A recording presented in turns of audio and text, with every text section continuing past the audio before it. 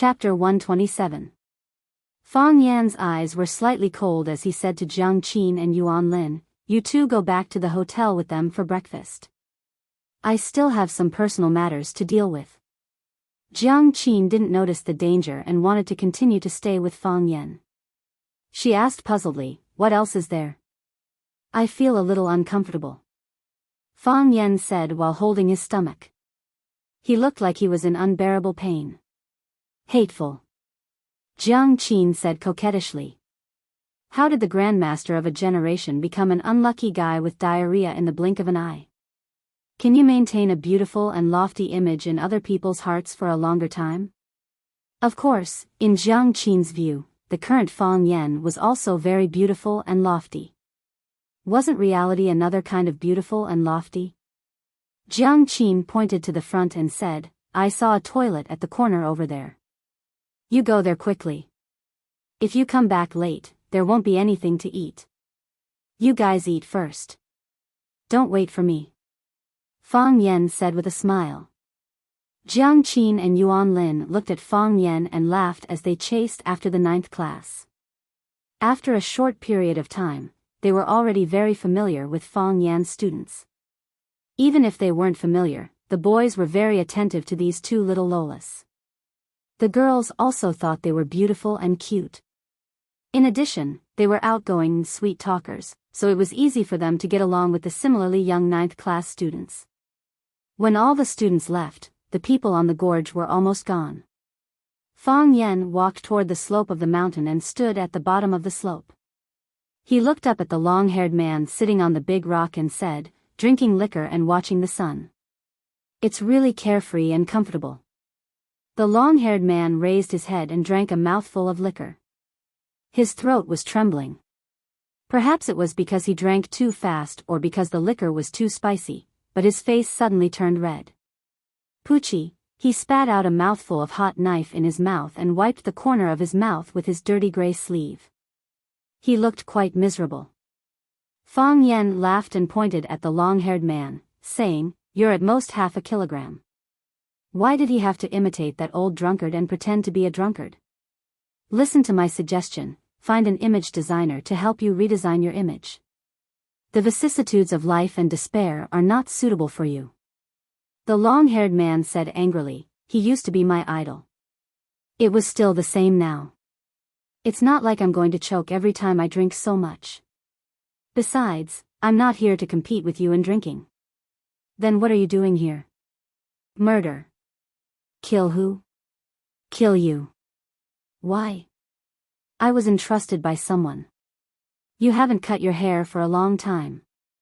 2 years, 4 months, and 27 days.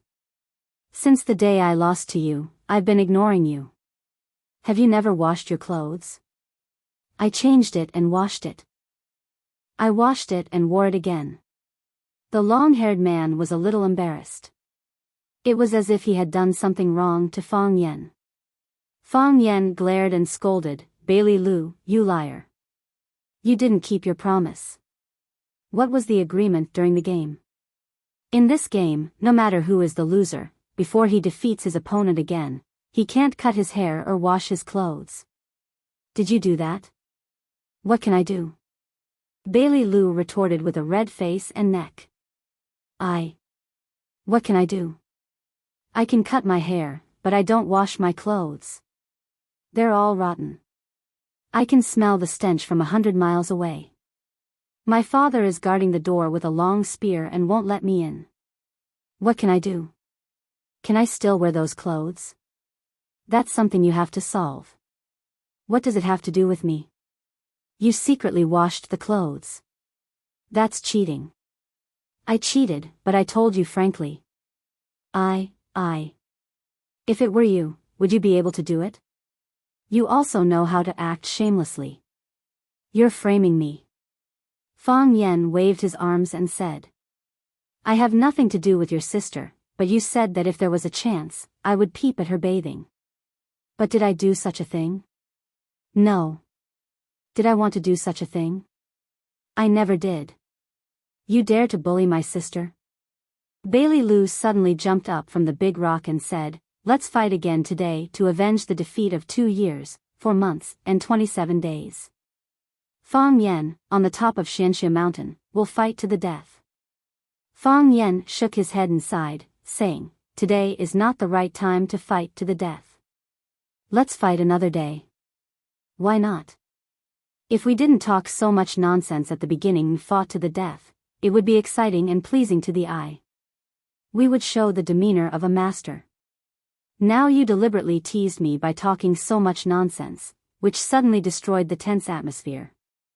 Would Shimen Chueshua and Yigu Cheng talk so much nonsense before the fight? Bailey Lu thought for a while and said, no. Would Dongfang Bubi talk so much nonsense before the fight with Ren Wuxing? Bailey Lu thought again and said, no. Who would talk so much nonsense before the fight? Who would? Hooligans and aunties from the vegetable market. Are you willing to fight like hooligans and aunties from the vegetable market?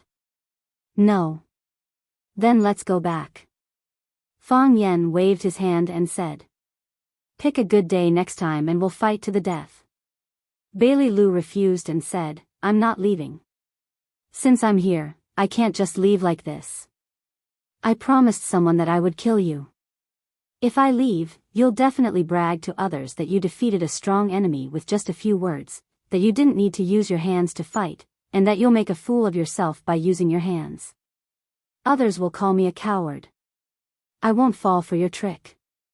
Am I that kind of person? Fang Yan was hopping mad.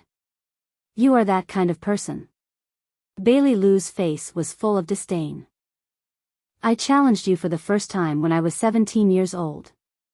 You said you weren't feeling well today and asked me to come back 3 days later. I just walked out of your house and you let people spread the news that I was defeated by you in one move and had to flee. It's not the first time you've done this kind of thing. Fang Yan's face was full of awkwardness and said, it's a misunderstanding. That incident was a misunderstanding. Those bastards asked me if I had a chance of winning against you, and I said I could defeat the enemy in one move. In the end, those guys went out and bragged. How can I casually joke around with my reputation? I don't care. You must fight with me today. Bailey Lu said stubbornly. Fang Yan hesitated for a while, then gritted his teeth and said, fine. Then I'll casually beat you up. Let me say this first, today is not the day to fight to the death. Before Fang Yan's voice faded, a huge gourd had already flown towards where he was standing. Boom, the mountains collapsed and the earth cracked. It felt like the whole earth was shaking. The loud sound reverberated in their ears, almost piercing their eardrums. Grass and trees flew, and gravel turned to dust. At the place where Fang Yan had just stood, the heavy wine gourd had smashed a big round pit. Bailey Lu, you dare to sneak up on me. Fang Yan waved away the dust and smoke in front of him and shouted. If I don't sneak up on you, then it's your turn to sneak up on me. As Bailey Lu spoke, his huge body had already leaped down from the big rock. His big feet stepped heavily on the side of the wine gourd. With a flick of his toes, the wine gourd had already flown from the ground into his hand.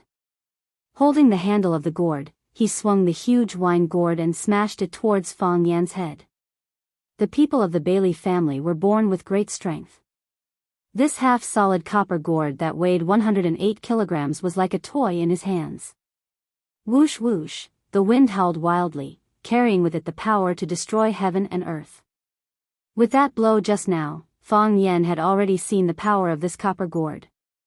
It could smash rocks and create a big pit on the hard concrete floor. How could flesh and blood resist it? Of course, Fang Yan would not fight it head-on. Fighting head-on would be a problem with his brain. However, blindly dodging was not an option. Bailey Lu's strength was unparalleled, and he could not use it up in a short while. If he allowed his attacks to form a momentum, then Fang Yan could only be placed in his momentum, and be controlled by him, in a passive state. Fang Yan needed to seize the momentum, and he needed to counterattack. Both his feet were on the ground, and his body was in a wobbly tumbling state. Boom, the wine gourd was getting closer and closer, and the strong wind was blowing. Fong Yan's face was burning with pain. This was the result of being cut by the wind blade. It arrived in an instant. Fong Yan moved. His body leaned back, and both his feet were like nails that were rooted to the ground, not moving an inch. Whoosh, the wine gourd was swung over his upper body. Bailey Lu laughed out loud, and then took back the wine gourd in his hand. He raised it high, and smashed it down towards the top of Fong Yan's head. Whoosh, Fong Yan's body only moved slightly to the side, and once again avoided the wine gourd's attack. Whoosh, this time, it was a direct attack from the side, and the position of the attack was also in the middle of the body, which was not easy to avoid, the chest. Whoosh, the fourth attack failed. Whoosh, the fifth attack missed again. Whoosh, whoosh, whoosh, Fong Yan stretched out his hand. His slender right hand reached out towards the wine gourd. As if it had no bones, it stuck to the belly of the wine gourd.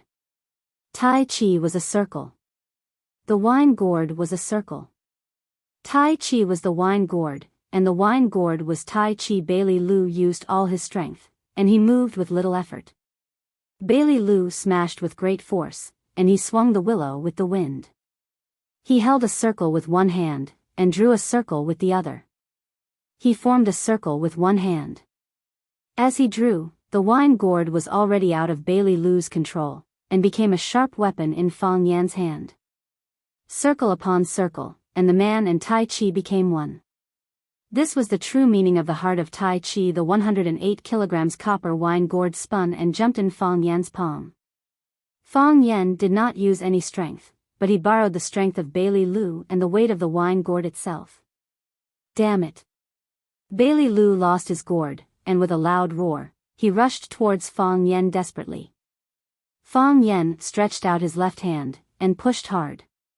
Boom, the wine gourd spun at a speed that was hard to be seen by the naked eye, and then smashed towards Bailey Lu's body. Bang!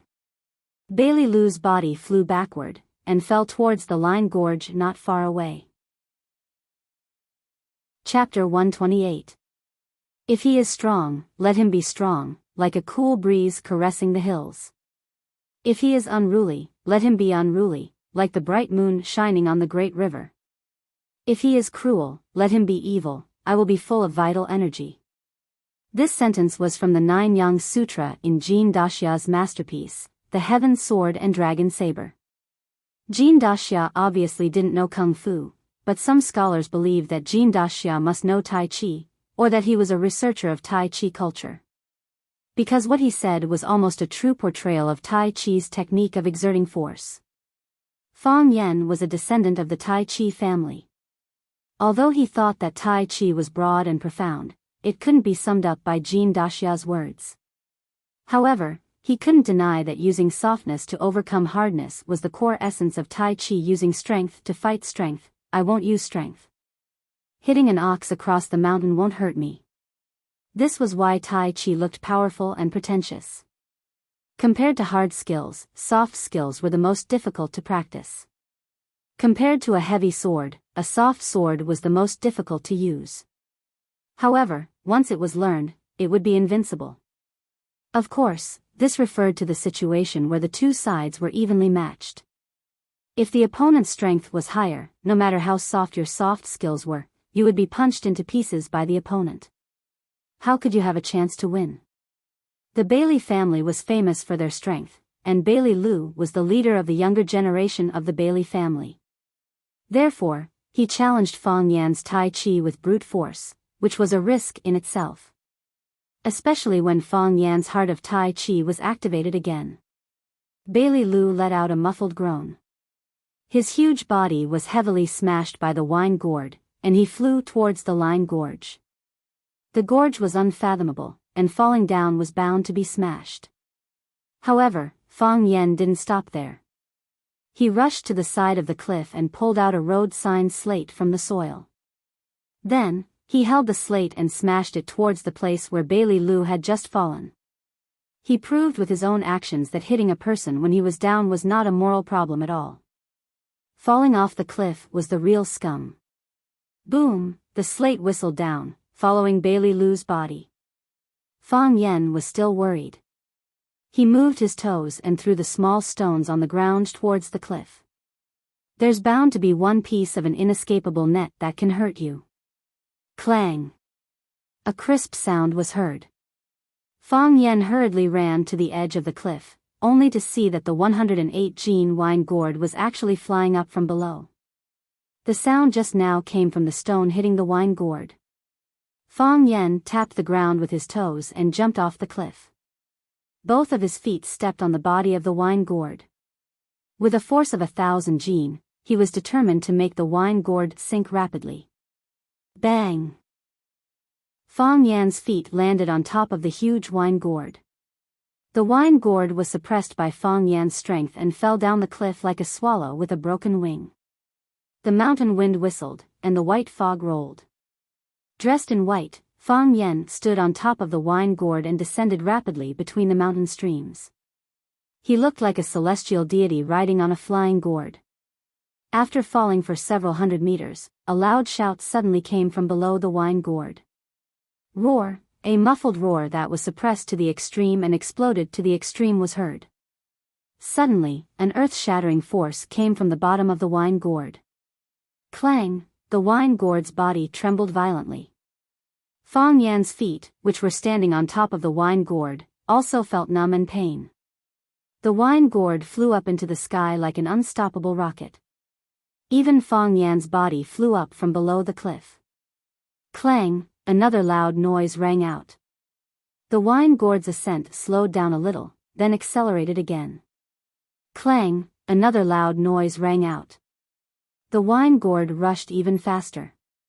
Clang, clang, clang, his head was bleeding, and his long hair disheveled. Bailey Lu looked like a wild man in the valley, or like an enraged ape monster. Punches after punches landed on the bottom of the wine gourd. He used his brutal body, his strong ability to stay in the air, and the strength of the rocks on the mountain walls, the rattan ropes, and the wine gourd's own driving force to rush forward. Pressing forward with indomitable will. In the world of martial arts, only speed is unbeatable. In the world of martial arts, only strength is unbeatable. Great strength is unbeatable. Roar, another bestial howl rang out. Clang, Bailey Lu's heaviest and most ruthless punch landed on the bottom of the wine gourd. Fang Yen, who was wearing shoes, felt that the wine gourd was boiling hot, as if it was about to burn and melt. His toes touched the ground, and his body floated diagonally towards the top of the cliff. Whether it was playing chess or fighting, the most frightening thing was that the two sides had a continuous momentum. After Bailey Lu's 9 punches, his attack had already formed momentum. Unstoppable. The wine gourd's ascent and his leap were already difficult to stop. All Fang Yen could do was to wait for his overlord's return at the top of the wide line gorge. Whoosh! Fang Yan's toes landed lightly on the ground. In a place that was hard to see with the naked eye, the stones that his feet stepped on turned into ashes, and the weeds turned yellow and withered into mud. The soles of his feet were emitting light smoke, as if his shoes were about to burn. It was not the shoes that were emitting smoke, but Fang Yan's feet that were emitting smoke. If he had not used the power of Taiji to resist, he would have been killed by Bailey Lu's defying God fist when he was standing on top of the wine gourd. Taiji could borrow strength to fight, and so could the defying God fist. As long as you practiced any kind of martial arts to the extreme, you could achieve the same result by different means. The Bailey family's divine fist was good at attack, while the Fang family's Taiji was good at defense. This was also the reason why the Bailey family repeatedly challenged the Fang family. When the world's sharpest spear met the world's strongest shield, what would the result be? This was the answer that everyone wanted to know. The Bailey family also wanted to prove to the outside world that attack was the best defense. Bang! Bailey Lu's body fell heavily, and his feet left 2 deep grooves on the hard concrete floor. The wine gourd continued to fly high into the sky, and then fell down after exhausting its strength. Bailey Lu stretched out one hand, and held the wine gourd in his palm. He pulled out the cork, and poured the whole bottle of liquor over his head. He opened his mouth and swallowed it. The liquor was emitting thick smoke, and it had already been warmed up by the random punches. The liquor was poured over his head, and the liquor went down his throat. Satisfying, really satisfying, ha ha ha ha. Bailey Lu shouted and laughed loudly, unrestrained and arrogant. Idiot. Fang Yan crossed his arms in front of his chest, and looked at him coldly. The good Daozi was ruined just like that. The liquor was so hot, wasn't he afraid that it would burn his face? Of course, this was a problem that a handsome man should worry about. Maybe he didn't have to worry about this kind of problem with his looks. I really envy him. Fang Yan thought to himself. The Daozi in the copper pot spilled out, and Bailey Lu closed the cork again. He held the gourd, and looked at Fang Yan with a smile, and said sarcastically, Runner Fang, what you used just now was the heart of Taiji. That's right. Fang Yan said. It was the heart of Taiji. The rumor is a lie, Bailey Lu said angrily. The rumor is that because the heart of Taiji disappeared, you were worried that you would be beaten by Yi Gentle again, so you ran away in a panic. The rumor is wrong. Your heart of Taiji didn't disappear, so why did you do such a dirty thing? You lost the face of the Fang family and the dignity of us men. Runner Fang, do you know what people think of you now? Fang Yan smiled bitterly and said, How could I not know that you shouted so loudly? Runner Fang? Is this the new nickname you gave me? Yes. Bailey Lu wiped the corner of his mouth, put a few drops of daozi into his mouth, and tasted it. He said, Are you satisfied? Whether I am satisfied or not, I can't run away from the nickname Runner Fang, right? Fang Yan said. If I am not satisfied, you won't call me that? Impossible, Bailey Lu said. It was Yi Gentle who called me first. Fang Yan felt that his chest was stagnant, and he felt powerless as if his heart was being pressed by a heavy stone. Bailey Lu looked at Fang Yan in confusion and said, Since the heart of Taiji is still there, why did you run away? Were you still worried that you were no match for Yi Gentle when the heart of Taiji protected you? Of course not. Fang Yan denied. You won't believe the truth even if I tell you. What is the truth? To tell you the truth. Fang Yan glanced around vigilantly, and said in a low voice, I have been competing with Yi Gentle for so many years, and I am used to being beaten by her every year. But this year has been my best year ever. I know that if we compete again, I will definitely knock her down and defeat her. I don't know why, but I am not used to the thought of knocking her down. I think she must be very uncomfortable in her heart. She is such a proud woman, and she wins every year. She must be very disappointed when she suddenly loses, right? You don't want her to get hurt? No. You don't want her to be disappointed? Not at all. This is love, Bailey Lu said with absolute certainty. I knew many years ago that you would have such a day sooner or later. What day? Fang Yan widened his eyes. You mean? Yi Gentle and I are in love? Yes. Bailey Lu nodded seriously. Enemies, enemies. How can you be a family without hatred? You have been fighting for so many years, and it is natural that you like each other. Let me tell you, I knew you would have such a day when I was 18 years old. Although Yi Gentle is violent and unreasonable, she is actually quite beautiful. How about you two just make do with each other? I see. Fang Yan looked like he understood, and said, No wonder I would rather skip class and run away than defeat her. It turns out that I was blinded by love. Bailey Lu, you have to keep it a secret from me. If you are really tired of holding it in, you can't talk to more than 3 people at most. After a pause, Fang Yan said, Of course, although I like Yi Gentle a little, I will not marry such an evil woman. Her violence is not worthy of my gentleness and kindness. Chapter 129. To any martial artist with feelings and self-respect, running away in the face of battle was the greatest humiliation. Fang ran. Thinking of this nickname, Fang Yan had the urge to cry. Why do I have to beat that violent woman? I have no grudge against her. I didn't peep at her when she was bathing or touch her breasts. Why do we have to have a competition every year? Isn't it better to have a competition every 30 or 50 years? Everyone will have more time to prepare for the competition, and they won't have too much psychological pressure. Of course, it was also a shame for Fang Yan to fall in love with a woman like Yi-ro. A woman who would beat someone up over the head and make them unable to get out of bed for half a month. Who would like such a woman? Was such a woman still a woman? However, compared with running away, he was more afraid that others would say that he ran away because he couldn't beat Yi-ro. Although it was true. Thus, he found a ridiculous and dignified reason for his departure. Because he liked Yi-ro and didn't want her to be hurt.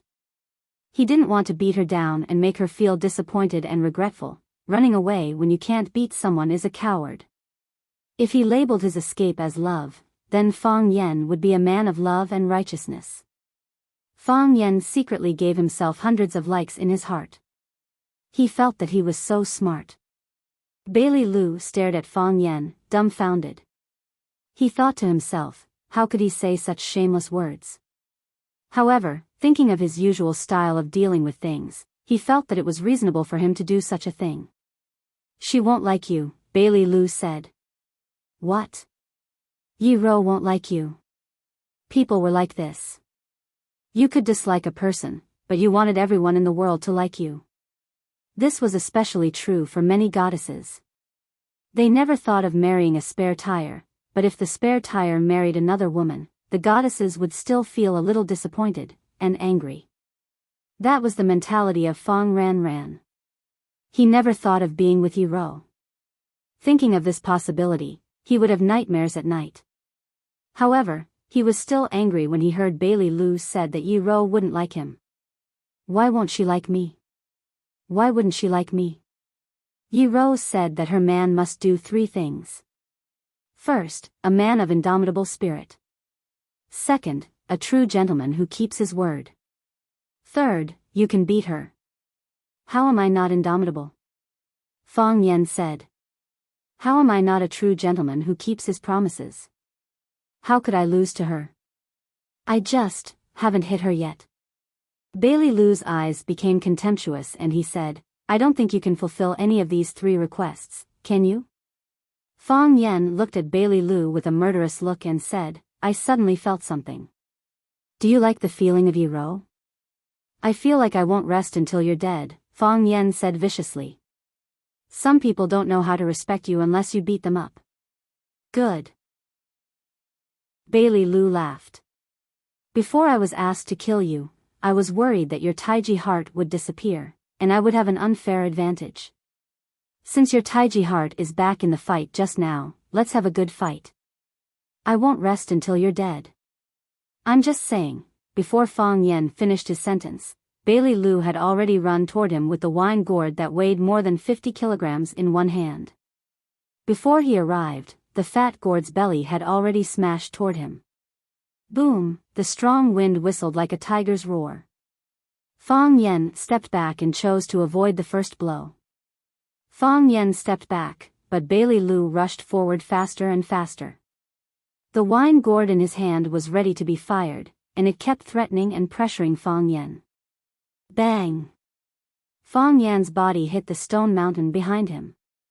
There was no way to retreat. It was extremely dangerous. Bang! The copper gourd smashed on the stone wall where Fang Yan was without any pause. Crack, crack, gravel kept falling, and a long and thick crack appeared on the huge stone mountain. The cracks continued to extend, and countless fine cracks appeared in the stone. However, Fang Yan had disappeared. Bailey Lu didn't hesitate. He held the copper gourd in one hand and made a 90-degree hook with the other. Bang! Fang Yan's palm collided with Bailey Lu's punch, making a heavy sound. Fang Yan's clothes and hair were stained with dust, and there were several cuts on his face from the stones. He looked a little embarrassed. However, he magically appeared behind Bailey Lu. A palm lightly patted toward Bailey Lu's back, and it collided with Bailey Lu's punch. All these actions happened in an instant. In other words, Fang Yen flashed behind Bailey Lu and counterattacked with his palm, and Bailey Lu immediately blocked with his fist after his attack missed. When a so-called master reached a certain level, he no longer used his eyes to defeat the enemy. He relied on his intuition.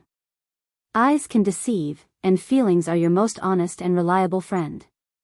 Bailey Lu wanted to disperse after one blow, and reorganize a second attack. However, Fang Yan's palm was stuck on his wrist, and he went straight for his vital meridian. Whoosh! Fang Yan hit the vital meridian point on Bailey Lu's wrist. Bailey Lu's body was exhausted, and the wine gourd in his right hand immediately fell to the ground. Fang Yan didn't stop at all. When Bailey Lu lost the ability to attack, he punched Bailey Lu's chest. His ribs were broken, and he really lost the ability to fight. This trick again. Bailey Lu grinned. It was a sly smile, as if his plan had succeeded. He clenched his fist with one hand, and the fist became extremely huge, and there was a faint red light flashing. Soon, his fist turned crimson, like a heated sledgehammer. Not only his fist, but even his arm had turned blue and black. This was a sign before it turned red. Fang Yan was shocked. They hadn't seen each other for a long time, and Bailey Lu's god-defying fist had already reached his arm. Wherever the god-defying fist was practiced, that part could break mountains and crush stones as hard as steel. If this was the case, then the fact that he grabbed his wrist meridian was a trap. It was a flaw that he deliberately revealed. His body losing strength and throwing away the gourd was also a disguise, to deceive Fang Yan into letting his guard down. At this moment, Bailey Lu's hand that was holding the gourd reached out and grabbed Fang Yan's shoulder blade. Dragon God Lock. It could even lock a dragon god, let alone a small loach like Fang Yan. Bang! Fang Yan's stomach was hit, and the pain almost made him vomit the dinner he had last night. Knee strike. Bang! Another knee strike. Bang! The third strike. Fang Yan felt dizzy, and he wanted to vomit. He had the urge to faint on the spot. He knew that if he really fainted on the ground, Bailey Lu would not hesitate to grab his legs and throw him into the gorge. Although the two of them seemed to be very close on the outside, as if they were old friends for many years. However, they both knew that when the real battle began, neither of them would show mercy to the other. New hatred and old hatred, they would not rest until one of them died. Bailey Lu lifted his calf again. He had already pressed Fang Yan's body lower and lower. This time, he wanted to hit his sternum. As long as his ribs were broken, Fang Yan would become a rabbit waiting to be slaughtered. Bam! Fang Yan's hands pressed on Bailey Lu's knees. Bailey Lu exerted force, and so did Fang Yan. Bailey Lu exerted more force, and Fang Yan used the heart of Tai Chi to borrow force. No matter how hard Bailey Lu tried, he could not hit Fang Yan's ribs with his knee. Do you think you can stop me like this? Bailey Lu laughed wildly. Fang Yan, from today on, I will prove to you that attack is the best defense. The winner of this battle is me. Bailey Godly Fist defeated Fang family's Tai Chi, are you? Fang Yan's breathing was a little heavy. That was because his lungs were injured. Are you thinking too much? As Fang Yan spoke, he hooked one hand, and Bailey Lu's feet were lifted off the ground at the same time. Fang Yan suddenly straightened his back, and Bailey Lu's body, which was on his shoulder, was abruptly lifted up. He crossed his feet, pressed his body on the ground, and drew Tai Chi with his toes. At the same time, his body also rotated. He held his hands in a circle, and used Bailey Lu's body as an arc of Tai Chi. The heart of Tai Chi rotated crazily, and only a white gas vortex could be seen, but its real body could not be seen clearly. There was a warm and abundant gas in the Chi pit, like a Chi meridian extending to the limbs and the major meridians of the whole body. When it went around in the body and entered the sea of Chi again, Fang Yan felt that he suddenly became energetic and powerful. He felt that his whole body was full of power, and he had an impulse to destroy, and to crush all the enemies. Bailey Lu wanted to struggle, but Fang Yen took the initiative to press him down. He made a move, and Fang Yen pressed him down. He made a kick, and Fang Yen pressed his foot down. Fang Yan's body rotated faster and faster, and his hands danced faster and faster. Bailey Lu's vertical body turned into an oval, and the oval became a circle.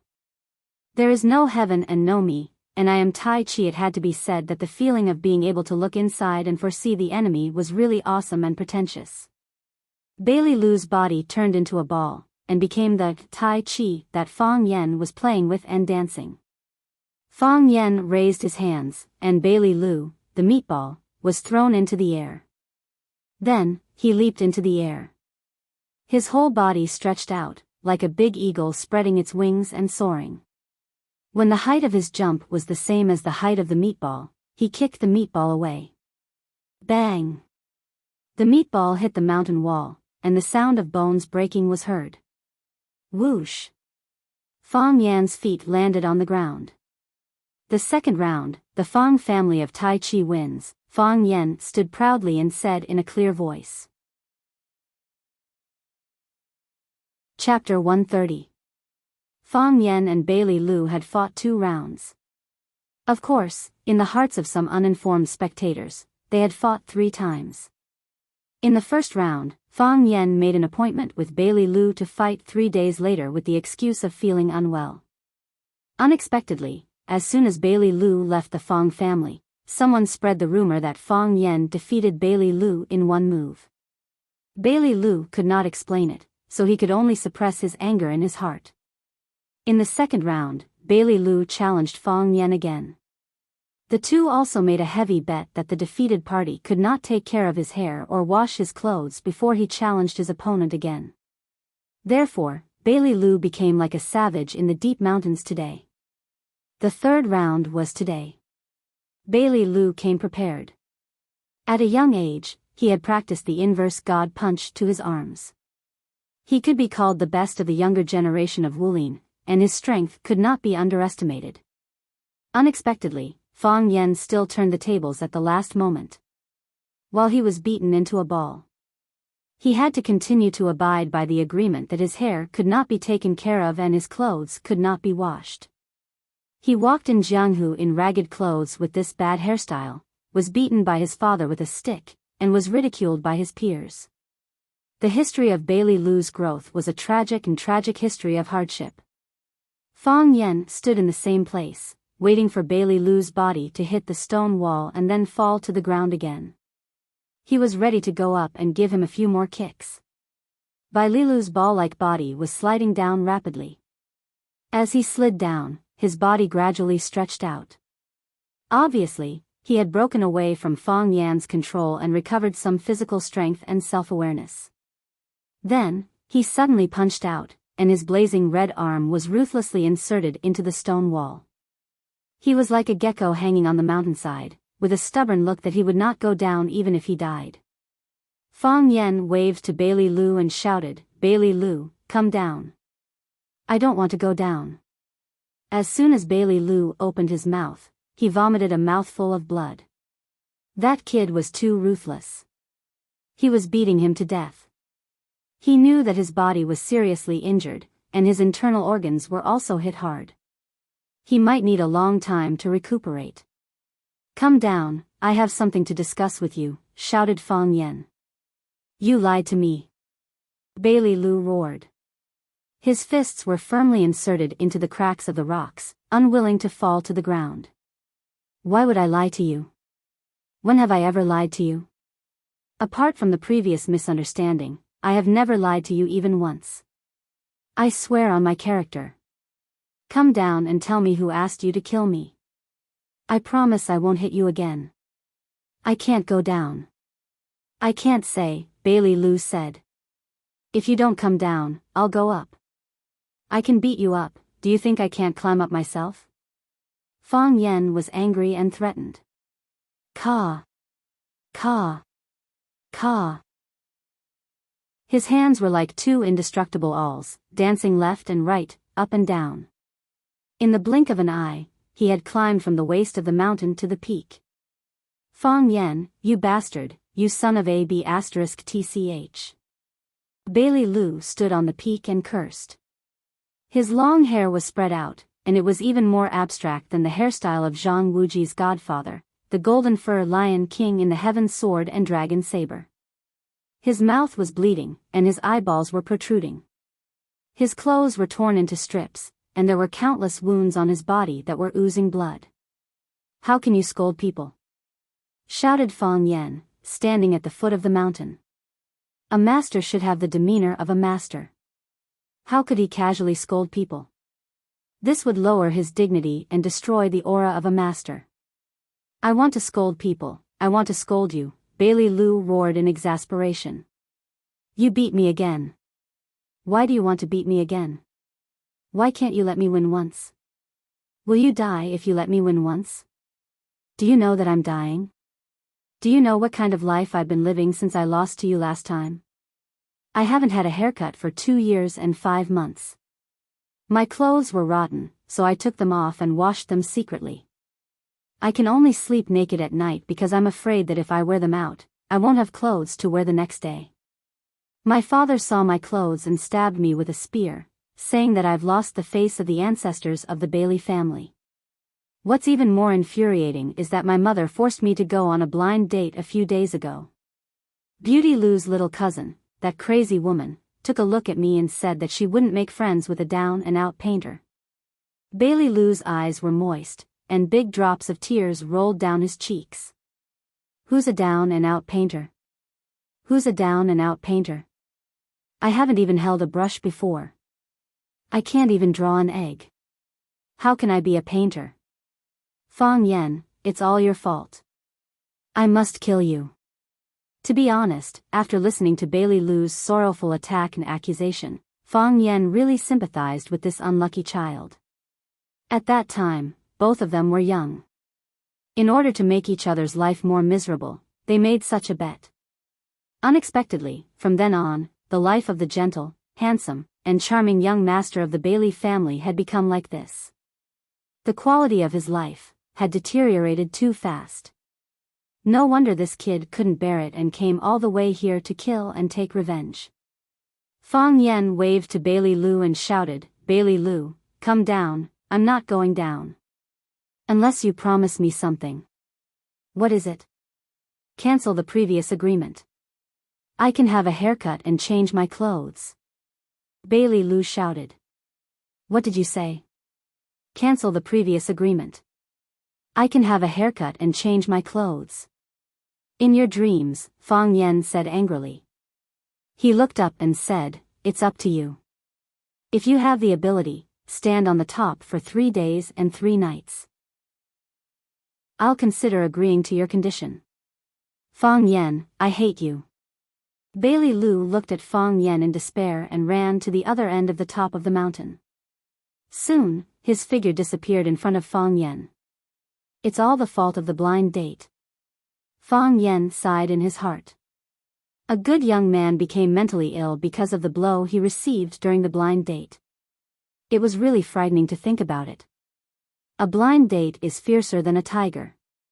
When Fang Yan returned to the hotel, he found that there were no students from class 9 in the restaurant. Even the 2 little girls, Jiang Qin and Yuan Lin, who said they would wait for him to come back for breakfast, had disappeared. Fang Yan called the waiter over and asked, hello, may I ask if those students have eaten? Yes, the waiter said. So fast? Fang Yan asked in surprise. He and Bailey Lu didn't fight for too long. Logically speaking, they shouldn't be so fast. When those students were eating breakfast, someone ran over and said that they saw Xia Tian filming at Shixia Mountain. The waiter's expression became excited and said with envy, they all ran to see Xia Tian.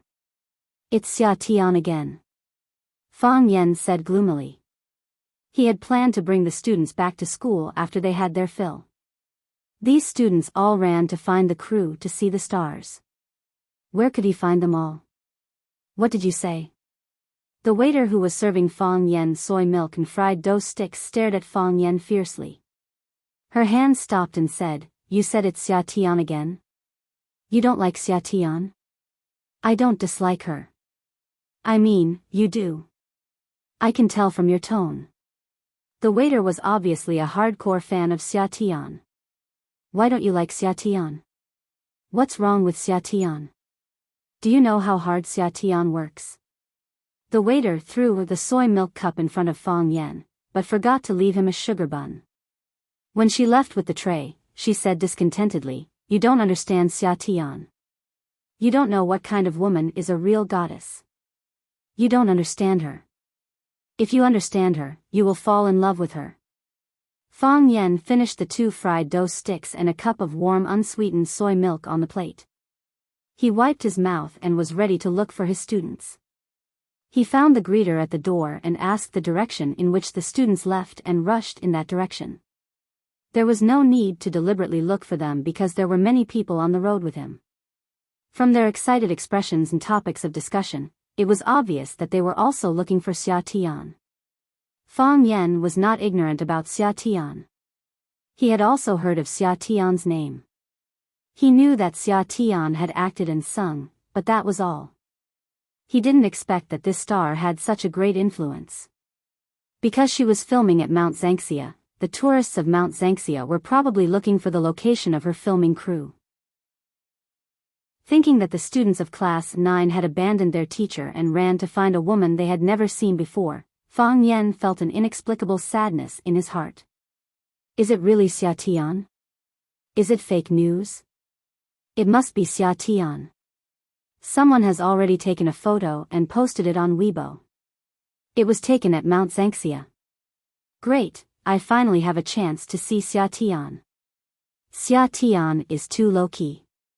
She hasn't held a concert for several years. It's not easy to see her, low-key. Fang Yan sneered. If she really wanted to be low-key, she wouldn't have deliberately revealed her whereabouts. Letting so many people look for her all over the mountains and plains, how could she be called low-key? At this moment, Fang Yan heard the sound of branches rustling in the woods on a narrow side road. Fang Yan stopped and looked over. He happened to meet a pair of bright and gentle eyes. The woman obviously didn't expect that she would be discovered as soon as she showed her head. She looked anxious and hurriedly made a shushing gesture to Fang Yan. Worried that Fang Yan wouldn't agree, she put her palms together and made a pleading gesture to Fang Yan. Fang Yan was stunned for a moment and shouted in surprise, "You are Xia Tian?" Chapter 131. For many people, the word summer is the password to unlock the computer and the keywords set by the brain automatically. Hearing Fang Yan shout, "You are summer," everyone looked at him. Summer? Where is it? Where is summer? Why don't I see it? Summer, come out, we have already seen you. Everyone searched for a while and did not find the figure of their idol goddess Summer. So they looked at Fang Yan with hostility. Hey, didn't you say you saw Summer? Where is Summer? A young girl wearing glasses looked at Fang Yan and asked angrily. Yes, you liar. Another girl with a cap next to the girl was also angry. How can you lie at such a young age? A middle-aged uncle followed them and accused Fang Yan. Fang Yan remembered very clearly that it was this middle-aged uncle who shouted, "Summer, come out, we have already seen you," and other lies to the woods. Can't lie at such a young age? Can you only lie when you're old? When Fang Yan figured out that the woman who gestured to him to be silent and begged him to help keep it a secret was the big star Summer that they were looking for, he didn't mean to keep it a secret for her. How can a star refuse to see her fans? Signing a photo and treating them to dinner is a matter of course. However, hearing these fans accusing and attacking him, Fang Yan changed his mind. Don't you want to see your idol? I won't tell you where your idol is. I have seen Summer. Fang Yan said innocently. Where? Why didn't we see it? The girl with glasses searched around again. The blooming flowers are summer, the green grass is summer, the leafy saplings are summer, the thorns are also summer. Fang Yan pointed to the surrounding scenery and said, the birds in the sky are summer, the fish in the river are summer, and the earthworms in the soil are summer. Where is summer? Summer is in our eyes and in our hearts. Fang Yan looked at the middle-aged uncle and said, Uncle, didn't you say you saw summer? Why are you still asking me where summer is? Who are you calling uncle? Who are you calling uncle? You look even older than me, and you still have the nerve to call me uncle. The uncle was very angry, and the consequences were very serious. Crazy, the bespectacled girl cursed. This person is really annoying. I thought he saw the summer, but it turns out he's a poet. Since they didn't get the information they wanted from Fang Yan, they followed their original plan and continued forward to search for summer. Fang Yan waited for them to leave before he walked to the front of the dense forest at the fork and said, Come out. The branches and leaves swayed, and a beautiful figure in an ancient costume stood in front of Fang Yan. Elegant and refined, otherworldly like an immortal. This was Fang Yan's first impression of her. Just now, it was just a hurried exchange of glances. At that time, all Fang Yan could see was the purity and worry in her eyes. Now that she was standing in front of Fang Yan was able to redefine her perception and understanding. She is indeed a beautiful woman. Fang Yan thought. How could this be? The girl said in a sweet voice. Even when she was angry, she was still so gentle and pleasant. What should I do? Fang Yan asked. I already told you not to make a sound and not to tell them where I am. Why did you expose my whereabouts? Xia Ji said angrily. Fang Yan laughed, pointed at the crowd and said, If I had deliberately exposed your whereabouts, you would have been surrounded by them by now, right? But you. Xia Ji thought about it, but really couldn't blame Fang Yan for doing something wrong. Although he had asked that very inappropriate question, but he did not really betray himself. Then you can't compare me to some fish in the water or earthworm in the soil. I'm describing summer. Spring, summer, autumn, and winter. It has nothing to do with you. Fang Yan said. Xia Ji scanned his surroundings and frowned. Carrying his cumbersome ancient robe, he hesitated on where to go next. The news that the crew of the Divine Furnace was filming at the Xixia Mountain was accidentally discovered by someone, and someone even took a photo of her and posted it on the internet. Now, all the tourists in the Xixia Mountain were looking for her. It was said that a large number of fans were rushing towards the Xixia Mountain. The crew of the Divine Furnace was already surrounded, and she was brought out by Feng Yuancheng from a small path. In order to distract the group of people who were following him, Feng Yuancheng deliberately led them to another fork in the road. Now, she was the only one left walking in the mountains. She was at a loss for what to do. The crew couldn't go back, she didn't know the way up the mountain, and she could be surrounded by the huge number of fans at any time. The most tragic thing was that her phone was still in the hands of her assistant. How could she deal with such a complicated situation by herself? Her helpless and pitiful appearance touched a certain chord in Fang Yan's heart. He suddenly felt that if he didn't help this woman at this time, he would despise himself along with many others. And she was such a beautiful woman. That. You're Xia Ji, right? Fang Yan asked. Xia Ji had already regained her composure as a big star. She said, Yes, I'm Xia Ji. Where are you going? Fang Yan asked. Where to?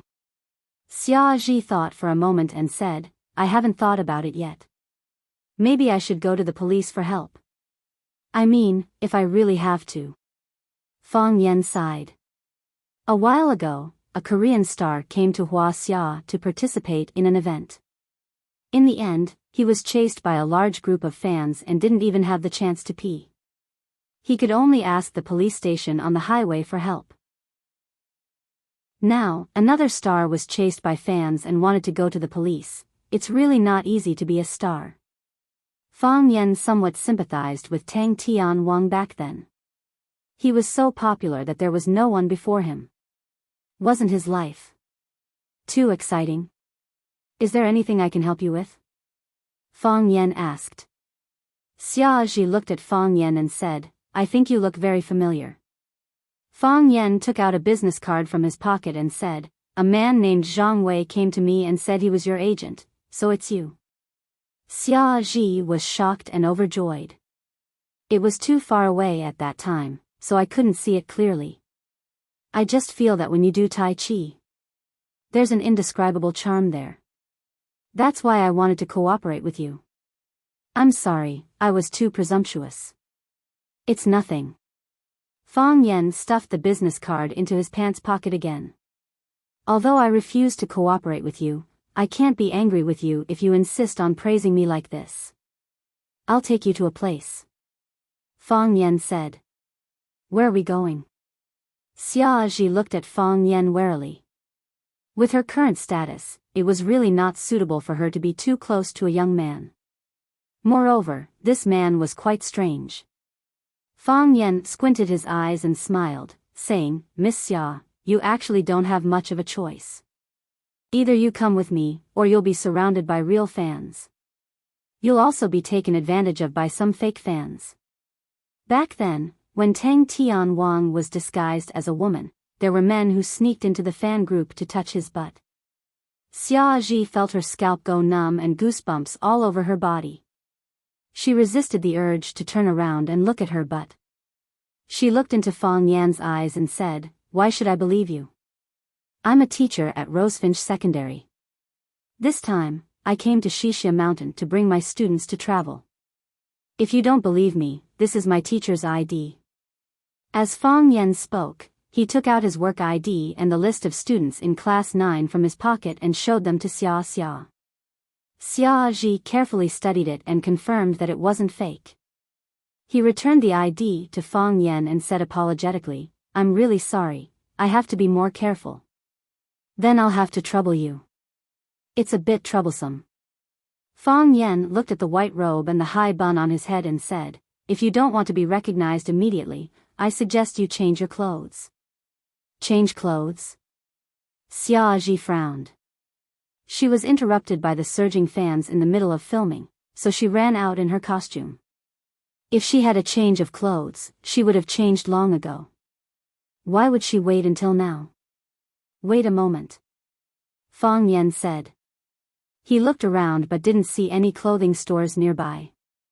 Thus, his gaze shifted to Xia Ji and said, "Actually, it's not that there's no way, it's just you need to make some sacrifices." Xia Ji had indeed made a great sacrifice. If the outside world saw the noble goddess of the entertainment circle with a white veil covering her face like an Arab woman and only revealing a pair of eyes, they would probably be shocked. Fang Yan couldn't help Xia Ji by a change of clothes, so he took off the large piece of white veil on her head and wrapped it around her head. She changed the robe she was wearing into a large robe worn by Arab women. It was simple and convenient, and it wasn't easy to attract attention. Fang Yan was going to take Xia Ji back to the hotel they rented to temporarily avoid the limelight, and then call her assistant to come over and quietly pick her up. Just as they walked to the lobby of the hotel, they happened to meet Tangqing, who was accompanying Qinitian out for a walk. Tangqing stared at Fang Yan with wide eyes, a look of disbelief. "Teacher Fang Yan. Did he pick up another girl? Moreover, it was a woman full of exotic charm?" Chapter 132. When Tangqing saw Fang Yan come back with an Arabian girl, his first reaction was to turn around and look at Qinitian's face. To his disappointment, Qinitian's face showed no emotion. It was as if he didn't see it at all. Tangqing was a little disappointed, but on second thought, he quickly returned to normal. "Pretend. Keep pretending. Let's see how you can pretend." Tangqing knew Qinitian to a certain extent, and he knew that this girl was not the same as other girls. Ordinary girls liked and didn't like, and their emotions could be seen at a glance. Qinitian's aura was strong, and she spoke and did things frankly and directly. However, that was her real body, or it could be her disguise. She was like a mystery. She was deeper and more introverted.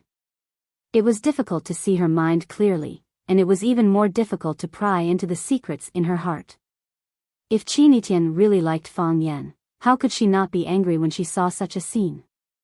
The reason why she didn't show it was because she hid it in her heart, or she didn't like Fang Yan at all.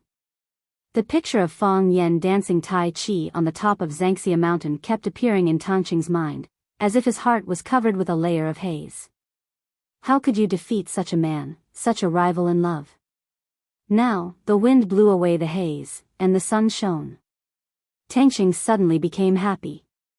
Fang Yan nodded to Tangqing, and then walked toward the hotel elevator with Xia Xia in his arms.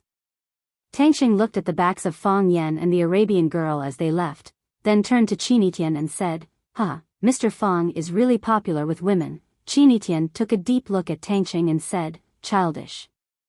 Tangqing felt as if he had been stabbed in the chest. "How am I childish? Did I do something wrong again? I was so quick-witted and discreetly gave teacher Fang Yan some eyesight. Could it be that you also found out?" When Qinitian and Tangqing boarded the elevator, Fang Yan and the Arabian girl had already disappeared. Qinitian did not return to his room, but said to Tangqing, "Mr. Fang has a guest. Let's go and greet him." Tangqing grinned and said, "Yes, we should go and say hello." He thought to himself, "I was right, you still care about me. You're still angry." Thinking that Qinitian actually cared that Fang Yan was angry because he took another woman back to his room, the smile on Tangqing's face instantly froze. He wanted to cry. Bang! As the door to the room was closed, Xia Xia's heart also followed the sound of the door slamming heavily. A hotel on a high mountain, a man and a woman meeting for the first time, a tightly closed oak door. To be honest, such an environment was too dangerous. Such an atmosphere was too ambiguous. Xia Xia was at a loss. She had been in the entertainment industry for many years. Because of her purity and good family environment, her life had always been simple and monotonous. She liked to sing, so she simply sang. She tried to act, but it was just a simple act. Her daily life and work matters were taken care of by her assistant and agent, and the company would come forward to solve the bigger matters. She rarely went to negotiate or communicate with others in person. Some people said that she was the goddess of the entertainment industry, and God rarely appeared in the public eye. Fang Yan saw Xia Xia's awkwardness and comforted her, "Don't worry. I'm not as bad as you think." After listening to Fang Yan's comfort, Xia Xia was even more worried. However, she still pretended to be calm and said, "I believe you. A martial artist who can play that kind of big pattern momentum must not be a bad person." "You can't say that." Fang Yan sighed. "There are a lot of bastards in our circle, and their martial arts are quite good. He has both talent and looks. I just beat one away. Don't judge a book by its cover. The results could be very hurtful." Xia Ji stared at Fang Yan even more vigilantly. She didn't know if she should choose to believe this seemingly honest guy or not, judge a book by its cover and categorize him as a bastard. "You still don't believe me?" Fang Yan looked at Xia Chen's nervous expression and said, "I have already shown my sincerity enough. If you really don't believe me, then I'll leave first." "No need." Xia Ji hurriedly stopped her. Although she felt that this was a good idea, she really couldn't do such a rude thing. She was already very apologetic that the dove had occupied the bird's nest, but now she had chased the master out while staying in the room. Was this really okay? It had to be said that the summer goddess was quite gentle and kind. "I'm just saying," Fang Yan said with a smile. "If you agree, it proves that you don't believe me. If you don't believe me, I'm sure I won't help you anymore. We can't be good friends. Then I'll have to ask you to leave. You can take off the veil on your head," Fang Yan said.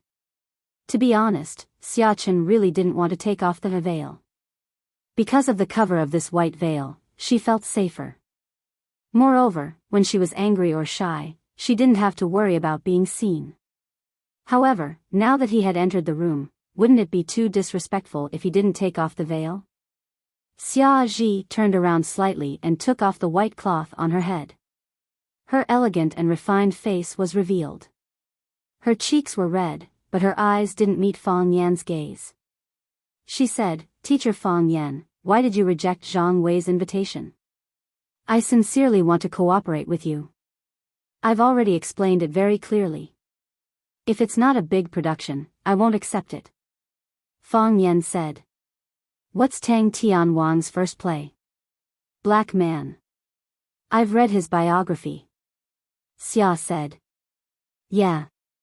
His first movie had a box office of over $1 billion. My first time on screen was just to be a male lead in MTV. Thinking about it made my heart feel very unbalanced. Am I worse than him? Obviously not. Oh right, I'm the male lead, right? No. Then what should I do? My new album will try to do some classical Huaxia style songs. I want to film the scene of you doing Tai Chi. I only have one scene. It's a distant view, do you see the face? I might not be able to. If you want to see, it's fine. We can discuss it. There was really no way to continue this topic. Fang Yan felt that he had been insulted. Fang Yan invited Xia Chen to sit down and lent her his phone so that she could call her assistant or manager and have them pick her up. Thank you. After making the call, he returned the phone to Fang Yan and said gratefully. You're welcome. Fang Yan said.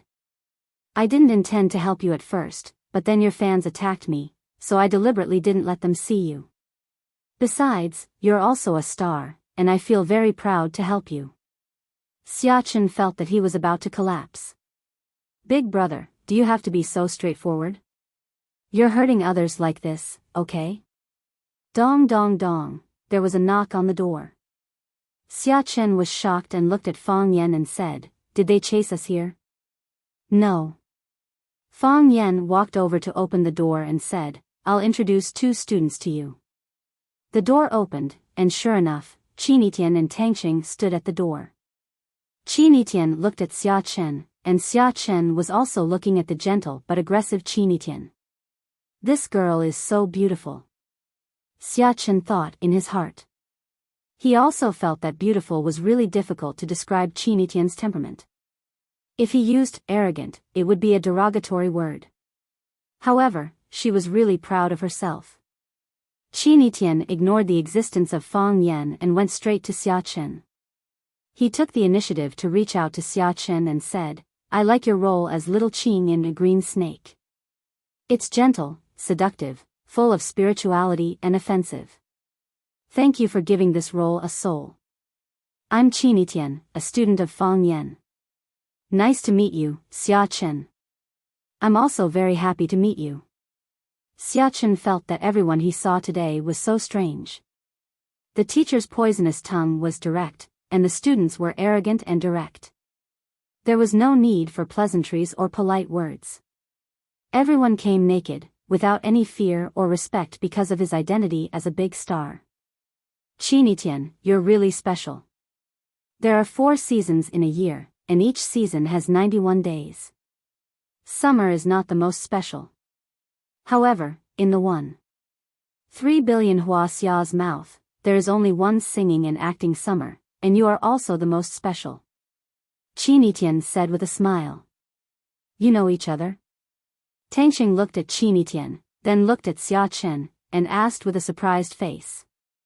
These 2 women looked very familiar. What made it even more difficult for him to understand was that Qinitian had been with him at that time, and Xia Chen was wrapped in white cloth and went upstairs with Fang Yan. Why was she so sure that that woman was the big star Xia Chen? Qinitian turned to look at Tangxing and said, First, Fang Yan doesn't know Arabic, so it's impossible for him to bring an Arab woman back to get a room. Second, Xia Chen disappeared, and now all the tourists in the scenic area are looking for her. Third, I don't think it's strange for a woman to cover her head and face and wear a robe. A woman who dresses like this and wears this kind of boots must have just come back from ancient times, or is preparing to go back to ancient times. I think she should be the latter. In this case, there is only one person in the whole Xixia mountain who would do this kind of thing, Xia Chen. Tangxing was stunned. Fang Yan and Xia Chen also couldn't calm down for a long time. They thought it was foolproof, but it turned out that there were many loopholes in this girl's eyes. Whether you can conquer a woman or not, it doesn't just depend on whether you are good enough. Qin Etienne looked at Tangsheng and said. You also have to be good at discovering and thinking, right? Tangsheng said with a face of self-blame. He felt that he was too careless. Why couldn't he think of what Qin Etienne thought of? It also depends on your face. Qin Etienne said. Chapter 133. Liar. Tangsheng said. He was better looking than Fang Yan, and he was the Prince Charming in the eyes of all the girls in Rosefinch High School. Why didn't Qin Etienne like him just because of his face? I said shameless. Qin Etienne said. Tangsheng looked helpless. This sort of request was really too much to ask of him. Fang Yan laughed and said, Tangsheng, it seems that you need to work harder. Shameless. Ha ha ha ha ha. This is what Mr. Fang is good at. Tangsheng looked at Fang Yan, who was laughing, and said, We'll learn from Mr. Fang. Puchi. This time, the person who couldn't help laughing was Xia Xia. It was so fun. These teachers and students were so fun. She had never seen a student who got along so well with the teacher, and she had never seen a middle school teacher who was so tolerant to the students. Moreover, a male student was pursuing another female student in front of the teacher. Such a thing made her very surprised. When she was in high school, her classmates didn't have the guts to talk about such a topic in front of the teacher. Even puppy love was strictly forbidden by the school. If the teacher knew that a boy and a girl in the class were close, they would try to separate them and even call their parents to complain. The current era was really very different from the past. Xia Xia Goddess laughed so hard that she couldn't stand up straight with her hands on her stomach. Her eyes were red, and tears were about to flow out. Finding that everyone was looking at her with a strange expression, Xia Xia tried to stop laughing and said with a red face, I'm sorry. I just think that you guys are very interesting. So I couldn't help laughing. I didn't mean to. Teacher Fang Yan is interesting, we are far from it. Tangsheng said with a sour heart. This request of Qin Etienne really put him in a difficult position.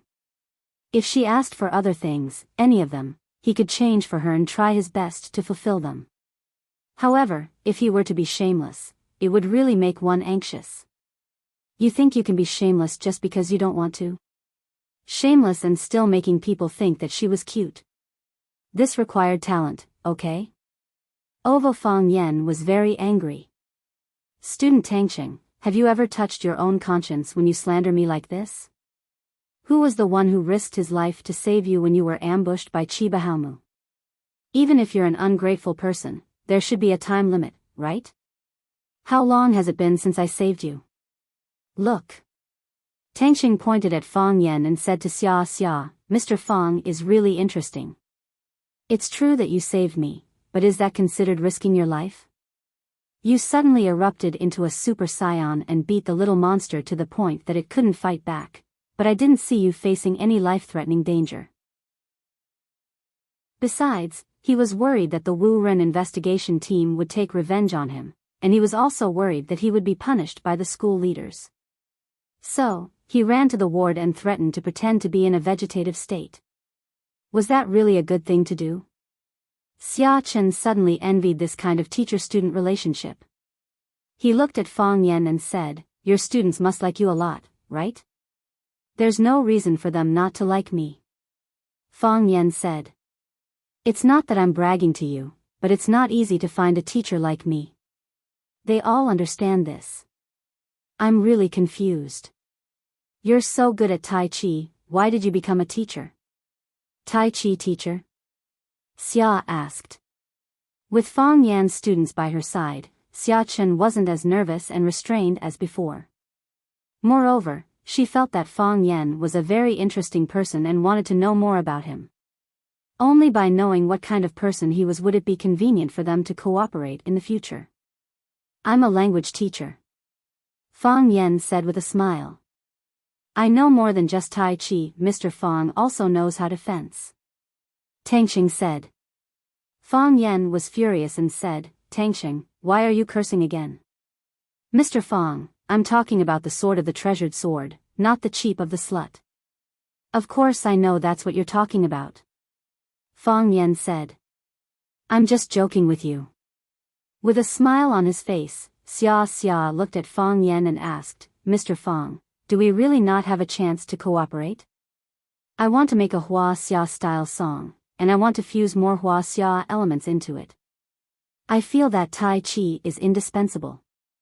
As for you, I was very moved when I saw the great momentum of Tai Chi at the peak of the Xingxia mountain. I think we can try to cooperate. I'll think about it. Fang Yan said. Seeing that Fang Yan was still unwilling to agree to her invitation, Xia no longer forced herself to change the topic. She chatted with Fang Yan Tangxing about the interesting things that happened in school when she was studying. Qinitian sat on a chair, sipping tea as she listened. She rarely spoke. Compared to the summer, she was more like a big star. Dong, dong, dong, there was a knock on the door. Fang Yan saw two men and a woman standing at the door with worried faces from the peephole. He turned around and said, Zhang Wei is here. As he spoke, he also opened the door. Feng Yuanqing was the first to rush in. Seeing Xia, who was sitting on the chair, safe and sound, he asked anxiously, Xia, are you all right? Feng Yuanqing's face was covered in sweat, and his clothes were tattered by the thorns on the tree branches. From the looks of it, he did run a lot, and he was very worried and concerned about Xia. I'm fine. Xia said with a smile. It's all thanks to teacher Fang Yan's help. Otherwise, I would be in a terrible situation right now. Those people were chasing too closely. It wasn't easy to get rid of them. When I ran back to look for you, I couldn't find you anymore. It's good that you're fine. Feng Yuanqing looked at Fang Yan warily and said, let's go. We can't stay here for long. We have to hurry down the mountain. If those fanatical fans find out about this place, we won't be able to leave even if we want to. Xia stood up and thanked Fang Yan once again, saying, Mr. Fang, thank you very much. If it's convenient, can you leave a business card for us to contact? I don't have a business card. Fang Yan smiled and shook his head. Then, it's fine to write down a phone number. Xia Ji insisted.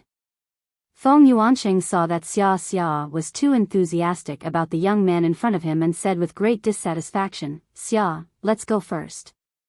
Let Assistant Zhang contact him. Xia's expression changed slightly, but he forced himself not to say anything. Fang Yan was very unhappy. He looked at Feng Yuanqing and said, do you like Miss Xia a lot? What did you say? Feng Yuanqing said with an unfriendly expression. If you like it, then you like it. If you don't like it, then you don't like it. You don't even have the courage to admit your feelings? What does my business have to do with you? Feng Yuanqing said with a sneer. Why should I tell you? Feng Yuanqing was not stupid. If he confessed his feelings for Xia on the spot, if the media found out about this, it would definitely cause a raging storm. It would be fine if Xia accepted his pursuit, but if he didn't, it would be a huge loss of face. Of course it does.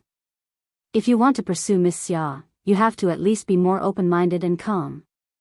Based on my many years of experience with women, Miss Xia is a gentle and kind woman.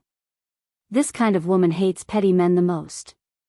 If you don't want to lose the chance to compete for Miss Xia, then quickly apologize to me and ask me to forgive you. If you do, don't worry, I won't deliberately make things difficult for you.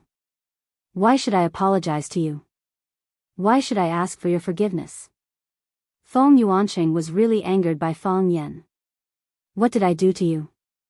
I didn't do anything. Miss Xia and I are friends. We are friends, so why are you getting involved in the middle? Fang Yan then revealed the real reason for his dissatisfaction. Friend? Feng Yuanqing's face was full of ridicule. Do you think anyone can become friends with Xia after saying a few words? I know you helped Xia, and I will get someone to repay you. But, don't carelessly make friends. It's not appropriate for others to laugh at you and make yourself a laughing stock. What do you mean by that? Who do you think you are? Tangxing was angry and said rudely in front of Fang Yan. His feelings for Fang Yan were very complicated. He was grateful to Fang Yan from the bottom of his heart for saving his life, admired his erudition and worshipped his deep martial arts foundation. However, Qin Etienne's initiative to attack Fang Yan gave him a headache. After all, Qin Etienne was the one and only girl in his life. He really didn't know how he could persist if there was no Qin Etienne in his life. Maybe he would usually tease or ridicule Fang Yan, but when outsiders came to attack Fang Yan, he couldn't bear to be the first to jump out to help Fang Yan. Why can't Mr. Fang be friends with Xia Xia? Can it be that Xia Xia's friend can only be a pretty boy like you? Who are you calling a pretty boy? Do you believe that I will let someone sue you for slander? Feng Yuanqing was really angry. He was indeed young, and his skin was very white, but he saw himself as an idol and a powerful actor. Wasn't it insulting to be called a pretty boy? If you don't learn well at such a young age, you won't have any future prospects when you grow up. This time, Fang Yan was not going to let it go. You can't scold him, but you can scold his students for growing up to be useless. Isn't that a blatant slap in his face? This was even more unacceptable. Fang Yan looked at Xia Ji and asked, "Are we friends?" Xia Xia glanced at Feng Yuanqing, and said in a soft but firm voice, "Yes. You are my friend." Chapter 134. You're also my friend. Fang Yan said solemnly. The reason he asked Xia Chen if he was his friend was to know what to do next. If Xia Xia despised her identity as a teacher, or if she felt that Feng Yuanqing was more important to her, in order to take care of Feng Yuanqing's face, she would give a negative answer. Then, from now on, the two of them would no longer have any interactions. Moreover, he would no longer take into account Xia Chen's wishes and attitude when dealing with this matter. So what if you're a big star? It's not like you'll give me $1 million or a sincere smile. Now that Xia Chen said that he was her friend, Fang Yan had to consider her feelings and feelings. The fact that she was able to say such words in such an environment proved that she really valued him and his help to her. This was a good woman of good character. Feng Yuanqing looked at Xia Ji with a face full of shock, a little incredulous that she would make such a choice. He and Xia Chen had known each other for many years and had a close relationship. Moreover, they were the male and female leads of the same show. Whether it was public or private, he should be on his side, right? Who was that guy? He was just a nameless little minion that he had met for the first time. How could she hurt herself for him? Did she know how sad, and how shameful she would be if she did this? If he took too big a step, he would pull on his eggs. Feng Yuanqing suddenly felt that this world was too dark. Xia, you. Feng Yuanqing looked at Xia Chen in disbelief and asked in confusion. Feng Yuanqing, Fang Yan is my friend. Xia Chen said again, just like you are my friend. But, we've known each other for many years. Feng Yuanqing was heartbroken. Old friends are friends, and new friends are also friends. Xia said. She had a soft personality and didn't like to argue with others. Therefore, many things were based on the principle of, I would rather have less trouble than trouble. However, this did not mean that she was an idiot who did not understand human emotions. If she was really such a woman, she would not have been able to achieve what she had today. She and Feng Yuanqing had known each other for many years. Because Feng Yuanqing had deliberately gotten close to her, and Feng Yuanqing himself was not some evil man, the two of them could be considered to have a close personal relationship. This time, the company asked her and Feng Yuanqing to play the male and female leads of the same play, and she did not reject it. Feng Yuanqing was quite popular and had good acting skills. He was definitely qualified to be the male lead. However, Feng Yuanqing had a trait that made people uncomfortable, and that was that he loved to make choices for others. He will order his favorite dishes for you to eat. If he likes it, he'll pour it for you.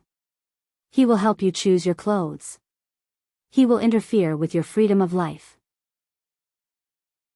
For example, just now, when Xia was asking for Fang Yan's phone number, Feng Yuanqing put his arm around her shoulder and wanted to take her away.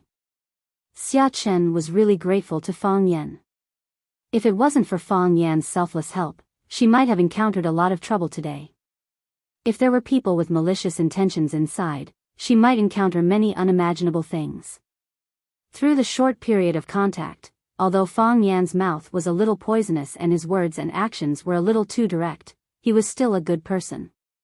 Moreover, he was really good at Tai Chi. She really wanted to invite Fang Yan to join the production of her new album. She respected Feng Yuanqing and treated her as a friend. However, a friend did not mean that he could make all the decisions for her. Xia, don't misunderstand. I'm just afraid that you'll be tricked. Feng Yuanqing quickly explained. He really couldn't understand. Could a new friend compare to an old friend? Besides, why could he become a friend of Xia Chen? Just because he was lucky enough to help Xia Chen today?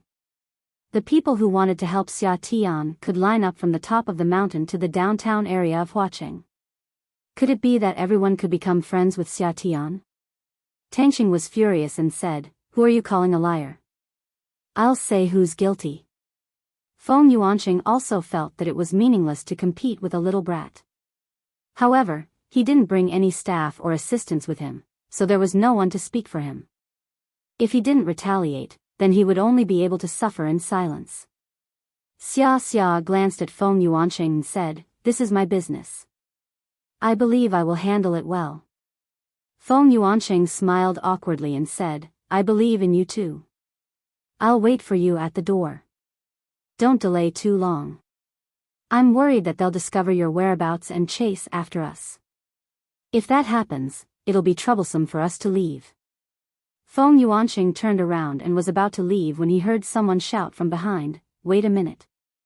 Feng Yuanqing turned to look at Fang Yan and said with a frown, "What do you want? Did you see me playing Tai Chi in the Line Gorge?" Fang Yan asked. Feng Yuanqing carefully sized up Fang Yan and said in surprise, "Is that you?" Of course, he knew that someone was playing Tai Chi in the direction of the Line Gorge. Because the sky was still dark and the distance was too far, he could only see a blurry figure, but he couldn't see Fang Yan's appearance clearly. Now that he heard it from Fang Yan himself, he knew that the guy standing in front of him was the Tai Chi performer. Feng Yuanqing also knew that Fang Yan had rejected Zhang Wei's invitation. How did they get together again? Could it be that kid was playing hard to get? "It's me," Fang Yan said with a smile. "If I fight with you, you won't even have the chance to make a move." "Are you threatening me?" Feng Yuanqing said coldly. "It's not a threat. I just want to tell you that if I'm in a bad mood and beat you up, you can only cry for help. Can't I call the police?" Feng Yuanqing said with a disdainful expression. "If you dare to touch me, do you know what kind of consequences you will have to bear? I will beat you to the ground," Fang Yan said. Feng Yuanqing arrogantly raised his head, his face full of mockery. "I will strip you naked and take nude photos of you," Fang Yan said. Feng Yuanqing's eyes were like knives as he stared at Fang Yan fiercely. "I will strip him naked too and let the two of you hug each other and take nude photos." Fang Yan pointed to Zhang Wei and said. Zhang Wei was anxious and said, "Why me? Why can't it be you? I'm not familiar with you," Fang Yan said. "Besides, there are only 3 men in this room. One is my apprentice, and the other is myself. Neither of us is suitable. I can only trouble you to help me on camera. You don't have to worry, I have no enmity with you. I just want to ask you for a small favor." Zhang Wei felt that he had been shot even though he was lying down. "What do you want?" Feng Yuanqing said angrily. "Apologize," Fang Yan said. "Apologize to my students and teachers." Feng Yuanqing was silent, unwilling to bow to Fang Yan in front of Xia. Gotcha. Tangxing crushed the glass in his hand, then grabbed a handful of glass fragments and looked at Feng Yuanqing with a cold smile. I'm sorry. Feng Yuanqing clenched his fists and said while gritting his teeth. Fang Yan looked at Qin Etian and asked, Did you record it? No. Qin Etian folded his arms and replied indifferently. He looked as if it had nothing to do with him. Then say it again. Fang Yan said to Feng Yuanqing. Let me record it. Xia left. She was picked up by her assistant manager. When she left, she once again invited Fang Yan, hoping that he could join the production of her new album. Fang Yan once again tactfully refused. Feng Yuanqing also left. He left with his enmity and hatred towards Fang Yan. Fang Yan didn't care about it at all. He wasn't going to make a living behind Feng Yuanqing's butt, so he didn't care about his attitude. The students who couldn't find Xia's whereabouts all came back. Jiang Qin and Yuan Lin also came back. Fang Yan asked Wang Haoran to organize the team again, and then brought a group of students down the mountain. At the foot of the mountain, they took a tourist bus back to the city. Jiang Qin's home was in the western part of the city. When the tourist bus passed by the western part of the city, Jiang Qin and Yuan Lin had to get off early. Jiang Qin sat next to Fang Yan and reluctantly looked at Fang Yan and said, Mr. Fang, you promised me. You will invite me to visit your place and help me with my homework. I just said that I would invite you to visit my place, I didn't say that I would help you with your homework. Fang Yan said with a smile. You said it, you can't deny it. Jiang Qin said rudely. Yes. You said it, I heard it all. Yuan Lin chimed in from the side. Fang Yan nodded helplessly and said, Okay. If there is anything you don't understand, you can ask me. You should go back quickly. Don't play too late and let your family worry. Don't worry. Our family will be very relieved. Jiang Qin said with a smile. Because we are with you. Don't you believe in yourself? Fang Yan smiled and waved to the two little girls. Jiang Qin and Yuan Lin carried the drawing board and the toolbox and waved to Fang Yan. Then, they waved to the other students of the 9th class and said, Goodbye, senior sisters. It's a pleasure to see you. Goodbye, little beauty. Jiang Qin, Yuan Lin, goodbye. Come and find us often to play.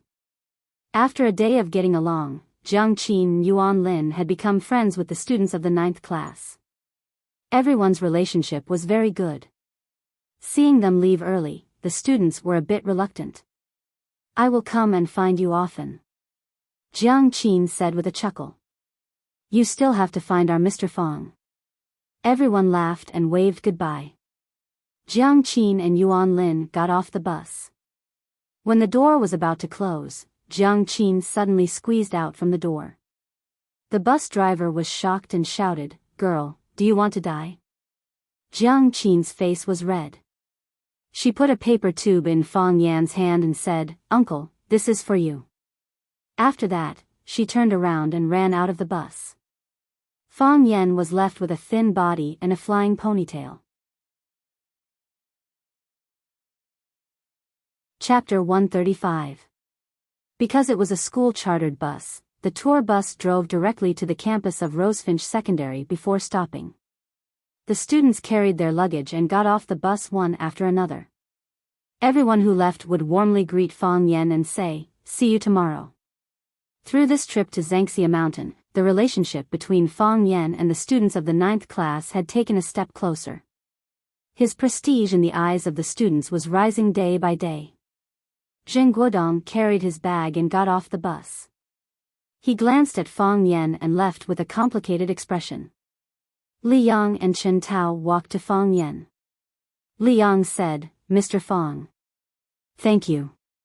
Fang Yan patted Li Yang's shoulder and said, I'm your teacher. I just did what I should do. You're students. You should also do what you should do. Chen Tao's arm was still a bit stiff, so Li Yang helped him carry his bag. He stood in front of Fang Yan and said guiltily, Mr. Fang, we've done a lot of things to let you down in the past.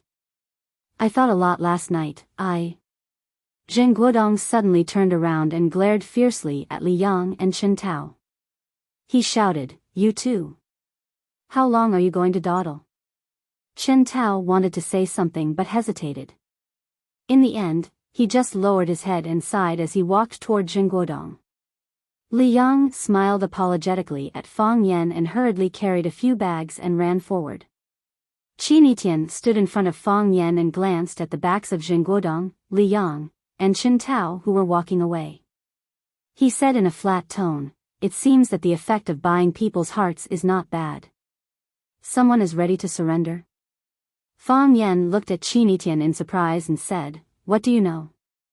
I know I should know.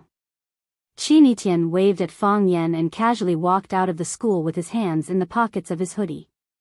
Tangxing waved his hand at Fang Yan and quickly caught up with Qi Nitian in front of him, saying, Qi Nitian, let me take you home. No need. I can protect you. I don't need protection. I can talk to you. I don't like talking. It's your right to refuse, but it's my right to accompany and protect you. Tangxing insisted that he would send Qi Nitian home even if he had to die. You can't stop me from exercising my rights. Qi Nitian stopped. He looked at Tangxing and said, you have indeed become very shameless. Tangxing blushed and said embarrassedly, I'm learning from Mr. Fang. Fang Yan doesn't blush when he says this. Qi Nitian looked at Fang Yan from a distance and said, I'll continue to learn. Tangxing looked like he was drunk, and his face was even redder. His bashful look was really a very cute boy. You are not him, and don't learn from him. Qi Nitian advised. She turned around and walked away, saying, if you want to accompany me, follow me. Really? Tangxing was overjoyed. He followed Qi Nitian happily and said, how do you usually go home? Do we take the bus or take a taxi? The bus is too crowded, and the weather is so hot. I'm afraid you won't be used to it. Let's take a taxi. It's more spacious and air-conditioned. Of course, if you like the bus, it doesn't matter. I can accompany you. Before he could finish his sentence, Tangxing saw a majestic and unusually dazzling Rolls-Royce parked in front of the school gate. Seeing Qi Nitian coming, the door of the passenger seat was pushed open. An old man in a black robe with a straight back took the initiative to open the door of the back seat and made a very respectful invitation gesture to Qi Nitian. Qi Nitian got into the back seat, and the door was closed with a bang. The old man in the black robe smiled at Tangxing, then turned around and got into the driver's seat. The Rolls-Royce started and drove toward the bustling Mingguang Street. Tangxing ran a few steps after the car and stopped helplessly. No matter how good his martial arts skills were, it was impossible for him to run faster than a four-wheeled luxury car. The autumn leaves were falling, and the cool wind was bleak, blowing Tangxing's hair and clothes. Standing alone in the middle of the road, Tangxing's eyes were sad, and he looked like a poor child who was forgotten by the world. Agreed. Tangxing felt that his heart was tightly clenched by something, and it was faintly painful. Agreed to let me take you home. Pa. Zheng Guodong's body lay heavily on the expensive leather sofa in the living room of the villa, and he shouted, give me a glass of orange juice. The servant knew the habits of the young master, so she quickly ran to take the juice from the icebox and carefully sent it to Zheng Guodong. Zheng Guodong took the juice and took a sip. Then he called the two brothers who came back with him and stood in the living room, and said, are you two stupid? Take whatever you want to eat and drink. What? Are you being polite to me? Li Yang and Chen Tao looked at each other and quickly ran to the icebox to get Coke. Li Yang looked at Zheng Guodong and said, young master, you must be tired after walking for so long. How about Chen Tao and I go back first and you rest? Chen Tao also echoed and said, yes, Zheng, that thing. Although it's over, Zheng still needs to take care of his body. It's better to go to your family's private hospital to have a physical examination. Don't let anything go wrong.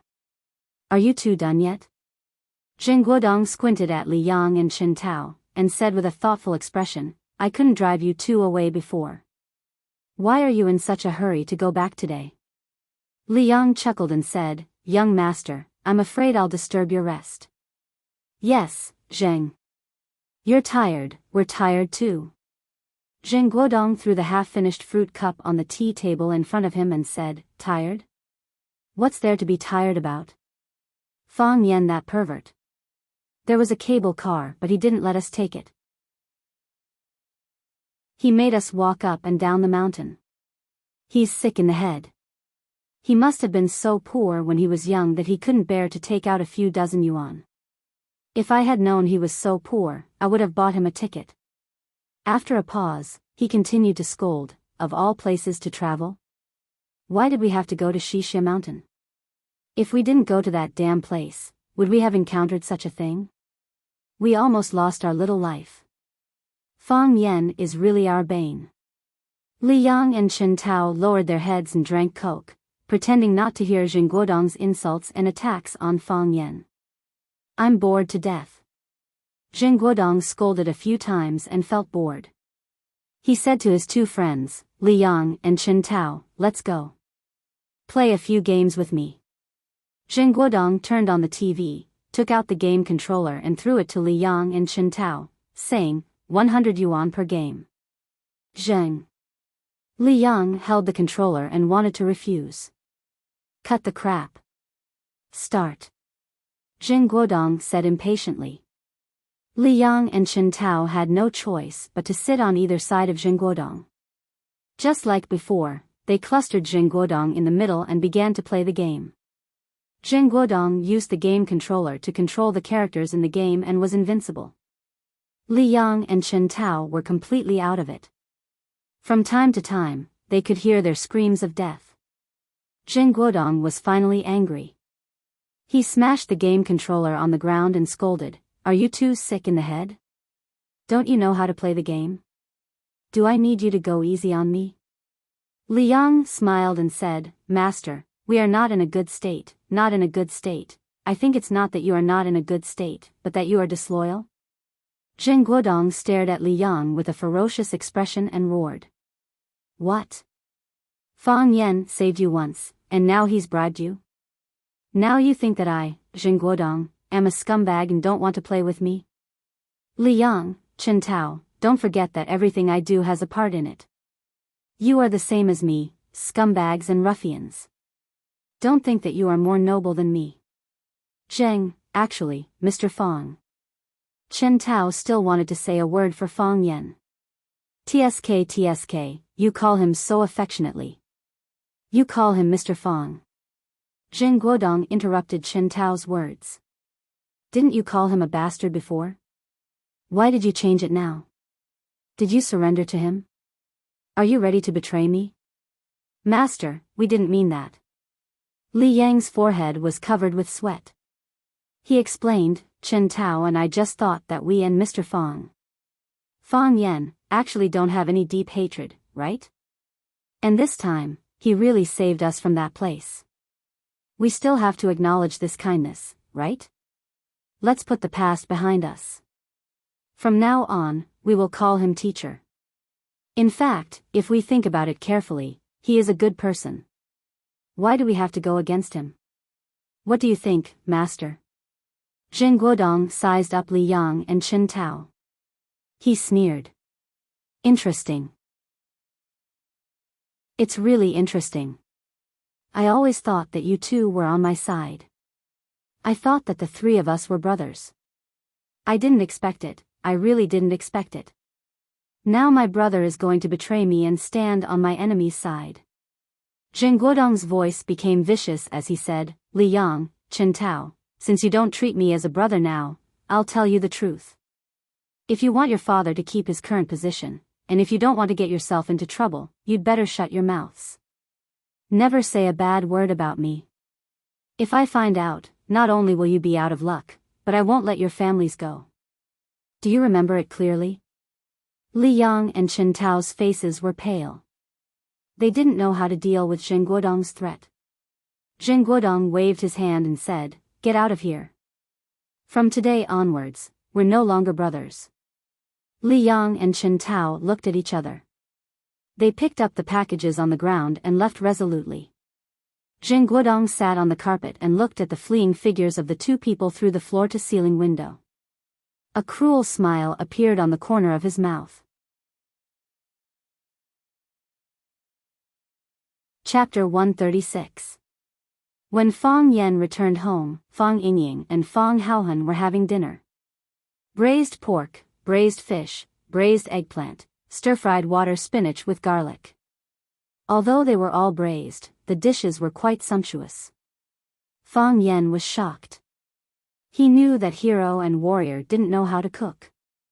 Even if he tried to cook, he could only make a bowl of egg-fried rice or egg instant noodles. Will Junior Martial Uncle beat us when he comes back? Fang Haohan asked worriedly while stuffing the braised pork into his mouth. He will eat his fill before he beats us, Fang Yingying said. He won't have the strength to beat us if he's full. Fang Yan sneered and said, in order to prevent you from guessing, should I first exercise and beat you up before coming to eat? Junior Martial Uncle. Fang Yingying and Fang Haohan quickly stood up. Fang Yan waved his hand and said, that's enough. Don't pretend. I opened the door so loudly, I don't believe you didn't hear it. Fang Yan glanced at the kitchen and asked, who cooked? Master, it's me. Zhang Chen, with an apron around his neck, stood shyly at the door of the kitchen, like a young wife who had just married into the family. It turns out to be Coach Zhang, Fang Yan said with a smile. He walked over and shook hands with Zhang Chen, saying, Coach Zhang has worked hard. These two lazy guys from Hero and Warrior are too outrageous. They even invited Coach Zhang to be their chef. It's really a waste of talent. Zhang Chen smiled bitterly. Fang Yan called him Coach Zhang instead of Zhang Chen, which meant that he was driving him out. He was still unwilling to accept her as his disciple. Zhang Chen really wanted to roar, why do you respect me so much? Why do you respect me so much? Can't you just scold me, kick me, or slap me a few times? Do you have any sense of loyalty? What kind of broken world is this? Zhang Chen was a man who would not easily repent once he had set his goal. Otherwise, he would not have persisted on this path for so many years. With his skills, many headhunters had come to him and offered him a salary that was 10 times or even dozens of times more than what he was earning as a teacher in a martial arts school. They invited him to be a bodyguard for some big shots, but he rejected all of them. He had a heart of martial arts. He constantly polished his body and tempered his skin and bones in order to go further and further on this road. Therefore, he would never give up so easily. Zhang Chen ran over and pulled out the chair for the main seat. He smiled at Fang Yan and said, Master, are you hungry? Sit down and eat first. I'll cook some seaweed soup and it'll be done. Coach Zhang, don't be so polite. I'll wait for you. Fang Yan said with a smile. He went to the bathroom to wash his hands, then came back and slapped the heads of the heroes and scolded, how can a guest eat before the host? Fang Yingying and Fang Haohan looked aggrieved. Fang Haohan said, it was Zhang Chen who asked us to eat first. I asked you not to eat first, Fang Yan said angrily. Although our Fang family is a family of martial arts, we must always remember the words respect, thriftiness, benevolence, and courtesy. We are martial artists. We have ideals, morals, feelings, and are very polite. We don't spit on the ground or urinate on the side of the road. If you only have skills but no quality, you will be reduced to a low-level boor. Fang Yingying and Fang Haohan were too straightforward, and they rarely went out before. Fang Yan was worried that they would be cheated by others. That was why he educated them at the dinner table. Junior Martial Uncle is right. Fang Yingying and Fang Haohan bowed their heads and accepted the lesson. Nonsense. Fang Yan said angrily, will I say it if it's wrong? Fang Yingying and Fang Haohan looked at each other and sighed inwardly. It seemed that they couldn't help Zhang Chen and his brother. Fang Yan really didn't plan to accept apprentices at this time. The last pot of seaweed soup was served. Zhang Chen refused to sit at the table, so he was dragged up by Fang Yan. Moreover, he sat opposite to Fang Yan.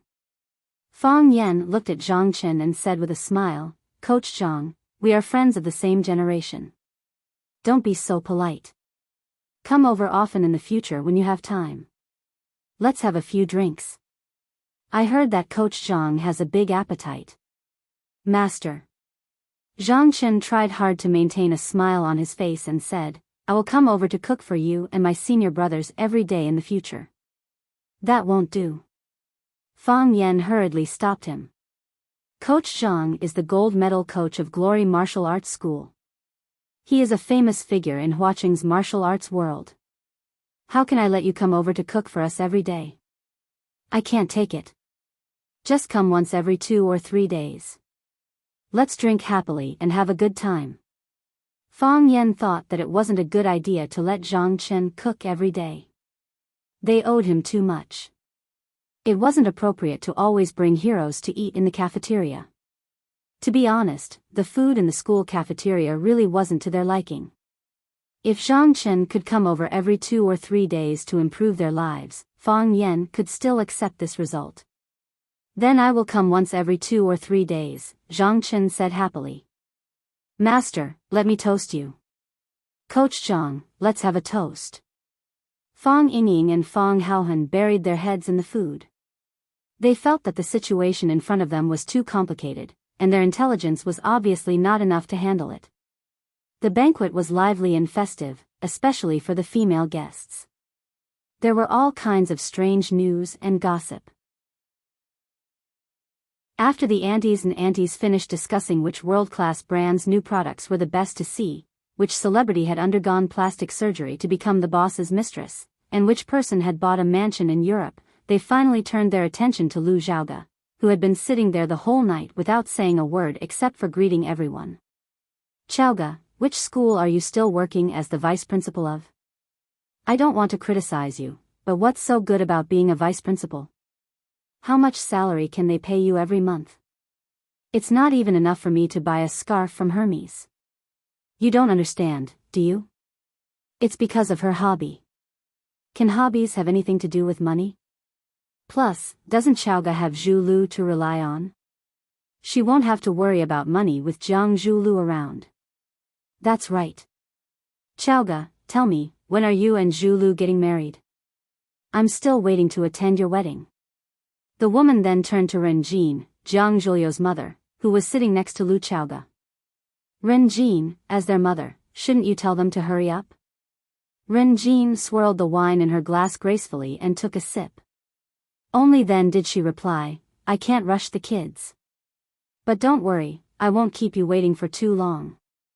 Zhu Lu and Zhaoge grew up together and they're very close. I'm Zhaoge's mother now and I'll always be her mother." "That's right. I think it's a done deal too.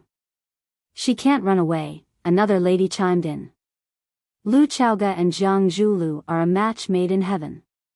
This is something that everyone in our flower city knows. Zhaoge, don't say I didn't warn you. You have to hold on to a man like Jiang Zhu Lu. There are so many pretty girls out there, and they're all shameless.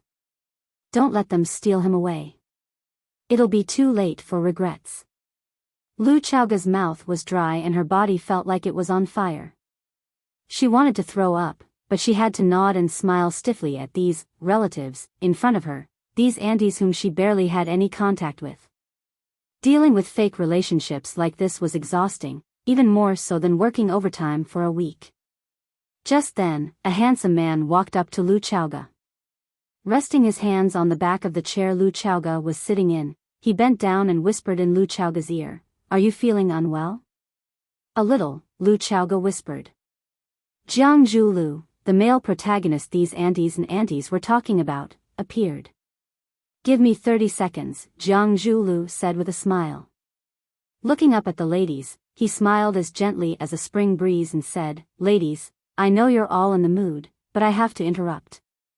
Zhaoge's stomach felt a little unwell when she left home today, and I'd like to take her back to rest. How can we say no to that? Zhu Lu is such a considerate man. Chowga is so happy, go ahead. Time is precious for young people, unlike old people like us. Although Lu Chowga didn't like Jiang Zhuliu's public display of affection, she couldn't wait to get out of this place and breathe some fresh air. I'm sorry. I'm going back. Lu Chowga got up and apologized to everyone. As the black Bentley sped along the road, Jiang Zhuliu looked at Lu Chowga, who was sitting in the passenger seat, and said with a smile, Chowga, it's still early. Do you want to have a drink somewhere? Lu Chowga refused. I'm tired. I want to rest. Fine. I'll drive you back, Jiang Zhuliu said with a smile. He wasn't upset at Lu Chowga's refusal. Lu Chowga nodded and looked out the window at the night view of Huaqing. Nights in Huaqing were charming, but she was rarely in the mood to enjoy them. Just then, a familiar building appeared in front of her. Stop the car at the school gate, Lu Chowga said all of a sudden. Chowga, aren't you tired? Jiang Zhuliu asked in bewilderment. I suddenly feel like taking a walk at school, Lu Chowga said. Screech, the luxury car stopped at the gate of Rosefinch Secondary and Lu Chowga unbuckled her seatbelt to get out. Chowga. Jiang Zhuliu hesitated. Do you want me to go for a walk with you? Lu Chowga stopped and thought for a moment, then said, next time. The muscles on Jiang Zhuliu's face twitched and he said with a smile, next time then. He knew that when a woman said next time, she meant it. Chapter 137. We are always attracted by towering buildings and world-famous logos, but have we ever noticed that the small life is equally moving? The autumn wind caressed her face, and the moon and stars filled the sky. Mellow, sweet, intermittent, and indistinct.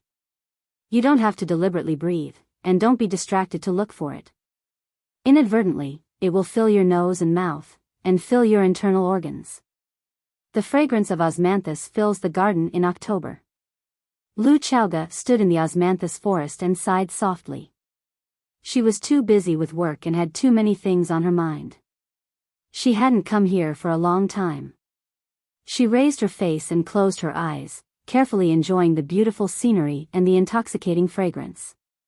Her heart was full of regret. If the camera could capture this quietly blooming fragrance, she would definitely find a way to save it. Lu Chowga walked aimlessly along the osmanthus forest. She didn't think about anything, and there was no one to talk to. She had already turned off her cell phone. She was too bored. She just wanted to go out for a walk. If you even think that breathing is a luxury, then you have to reflect on your life. Lu Chowga felt that she should reflect on herself. How long would this road go on? How long would this kind of life go on? Most importantly, would she be able to persevere? Because the boring dinner party ended early, it was still early. Some students who slept late were swimming along the banks of the Sparrow River. There were students playing basketball on the basketball court. On the Sparrow Bridge, a handsome boy holding a guitar was singing, "That's the person I miss day and night. How should I express to her that she will accept me?" Most of the time, Lu Chowga sat on the rostrum of the conference. It was rare for her to listen to their songs as an ordinary audience member, and to hear them express their lives and feelings like she did today. She stood in the shadow of the forest, where it was not easy to be discovered, and listened to one young song after another. It wasn't until a boy singing an English song broke his voice that she smiled and turned to leave. Unknowingly, she walked to the small courtyard assigned to her by the school. She stood at the entrance of the courtyard, hesitated, and decided not to enter. She didn't want to go in and ruin other people's lives. Just as he was about to leave, he heard a moving sound coming from inside.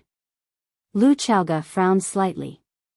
When she gave the house to Fang Yan, she had made a promise with him, one of which was that he was not allowed to bring in random people to disturb the neighbor's rest.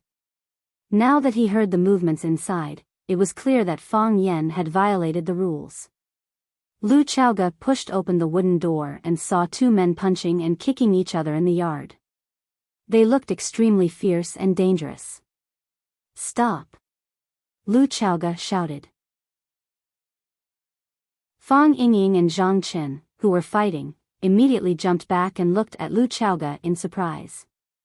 Fang Yan and Fang Haohan were watching and cheering.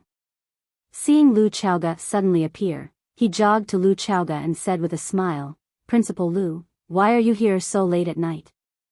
Lu Chaoge looked at Fang Yan and asked in an unfriendly tone, "Fang Yan, what are you guys doing?" "Meeting friends through martial arts," Fang Yan said innocently. He pointed at Zhang Chen and said, "Principal Lu, let me introduce you. This is Brilliant Martial Arts School's gold medal coach, Zhang Chen. He is a famous kickboxing expert in Huacheng."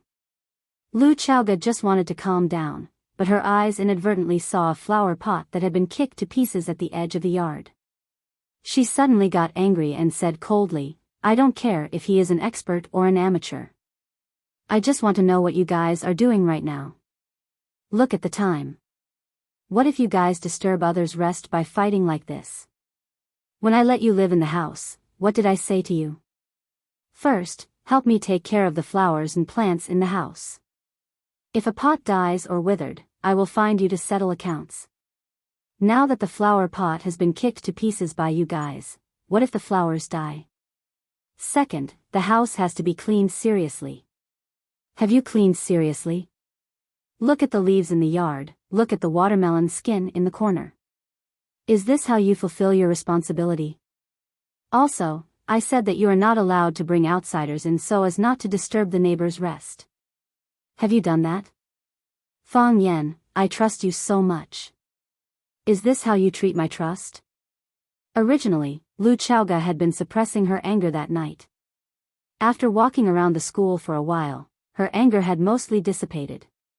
She didn't expect her anger to increase exponentially when she saw Fang Yan. When the iceberg beauty flipped out, it looked quite scary. Fang Yingying and Fang Haohan didn't understand the relationship between this woman and junior martial uncle, so they didn't dare to speak rashly. Zhang Chen was the culprit who kicked the flower pot. He wanted to apologize and put the blame on himself. But Lu Chaoge's firepower was too strong. He couldn't find a chance to speak at all. Finished? Fang Yan looked at Lu Chaoge with a smile and asked, "Do you feel better?" Fang Yan continued to ask. Fang Yan reached out and grabbed Lu Chaoge's arm and said, "Your heart is full of depression. It's hard to release the anger. The cold last time was already a symptom. If you don't release it in time, it may become more serious. Let's go, I will help you release the anger." "Let go," Lu Chaoge said angrily. "Don't move. I am helping you treat the disease," Fang Yan said seriously. Fang Yan dragged Lu Chaoge out of the courtyard, leaving the three stunned friends. "Can this work?" Fang Haohan asked with his eyes wide open. "Holding hands can also cure the disease?" Zhang Chen was shocked. "I don't know if it can cure the woman, but it can definitely cure junior martial uncle's disease," Fang Yingying said. "What disease is junior martial uncle suffering from?" "Hypersexuality syndrome that is very infatuated with people or beautiful plants and scenery." "What disease is this?" "Infatuated." "Fang Yan, stop," Lu Chaoge whispered. They were now walking in the teacher's living area. Although at this time, the teachers were at home marking homework or watching TV or movies, but who knows if someone was walking and happened to bump into them. She was being held by Fang Yan, how could it be? What would other people think and guess if they saw it? "Do you feel your heart beating faster?" "Fang Yan, let go of my hand." "Do you feel the temperature of your palms rising and the sweat increasing?" "Fang Yan, what are you doing? Your face is turning red, and the skin on your neck is also turning red. Of course, you can't see this. I can tell you." "Fang Yan, actually, I am the same as you now," Fang Yan said. "I become like this when I hold your hand. Do you think I am infected by you?" They didn't cross the small gate and walk towards the students' living area because there were too many students there. The school's young vice principal and an unmarried male teacher were walking on the road together. They were afraid that in a few minutes, their scandal would spread all over Rosefinch High School. Fang Yen finally let go of Lu Chaoga's hand, and the two of them walked leisurely along the Bird River. The sky was bright, and the river was rippling. Birds were chirping, and from time to time, fish would swim to the surface of the water. Rosefinch at night was comfortable and peaceful, very suitable for couples to stroll. Not in a good mood? Fang Yen asked with a smile. What do you know? Lu Chaoga wasn't a person who liked to show her emotions, so she replied coldly. Of course, what happened just now was an exception. Everyone in this society has to bear pressure. Some people bear more, and some people bear less. Some people are more resistant to pressure, and some people are less resistant. I belong to the category of people who can't withstand pressure. So, when I am annoyed or have a problem that I can't solve, I like to find someone to beat up. The fatso you saw just now and the skinny guy next to fatso are the people that I often beat up. Oh, they are the people that I asked you to help me find a job. Of course, I don't mean to ask you to help me find a job at this time. I know you're not in a good mood, so let's not talk about such annoying things. Fang Yen turned and looked at Lu Chaoga with a burning gaze, saying, I'm a genius. Since I was young, they all thought that I was a genius. I think so too. I'm the man with the best perception in the Fang family. I'm the man who improves the fastest in the Fang family. I'm the martial artist with the most potential in the entire circle. I felt the heart of Tai Chi earlier than anyone else. If I continue to develop like this, I will definitely become the most dazzling star. I will become a grandmaster, a figure that the entire history of martial arts will not be able to ignore. But, I met a woman. I met a woman who is more outstanding than me, more talented than me, and more barbaric than me. She knocked me down again and again. She stepped on me again and again. She bullied me and insulted me again and again. She knocked away my self-esteem and pride. She hurt my confidence and pride. For a long time, I was in a very anxious and violent emotional state. I was always thinking about how I could knock her down, how I could take revenge on her, how I could conquer her, and how I could return the humiliation that she inflicted on me back one by one, 10 times, 100 times. What are you trying to say? Lu Chaoga crossed her arms in front of her chest and raised her eyebrows. If he wanted to comfort himself with his failure, this story was too simple and unconvincing, wasn't it? What I want to say is, those who bully my women will not have a good ending. Fang Yen said with a dark expression. So, don't run in front of me and yell at me for no reason. If you make me hold a grudge, I might think of a way to take revenge on you.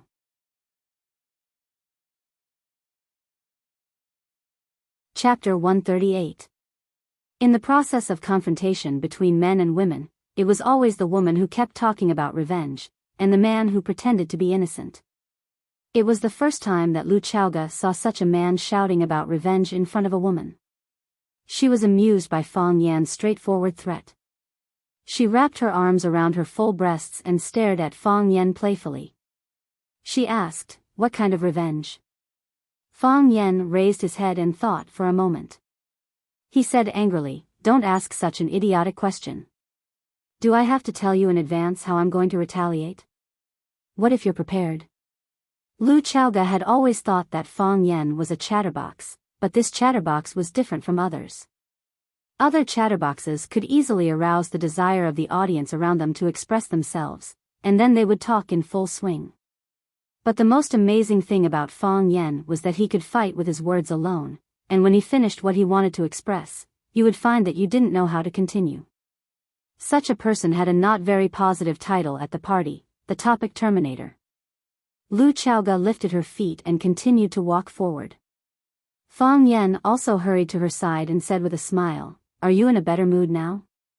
Lu Chaoga looked at Fang Yan sideways, and her heart was slightly warm. She knew that Fang Yan deliberately used such a self-deprecating method to relax her nerves. In order to please a woman, this guy was willing to spend a lot of money. "Thank you," Lu Chaoga said.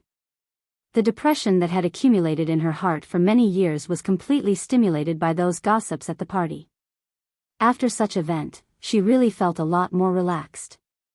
This time, she could go into battle lightly again. The great hatred had not been avenged, and the war would not stop. If you don't mind, can you tell me what happened? Fang Yan said with a smile. You're too nervous. Perhaps you haven't noticed it, but whenever I see you, your nerves are always tense, and your eyes and body are always in a state of vigilance. For such an outstanding and confident woman like you, what are you afraid of? I know why you like to arrange flowers. Only at that time can you relax a little and let your tired body get a moment of rest, right? I saw your handwritten banner in your office.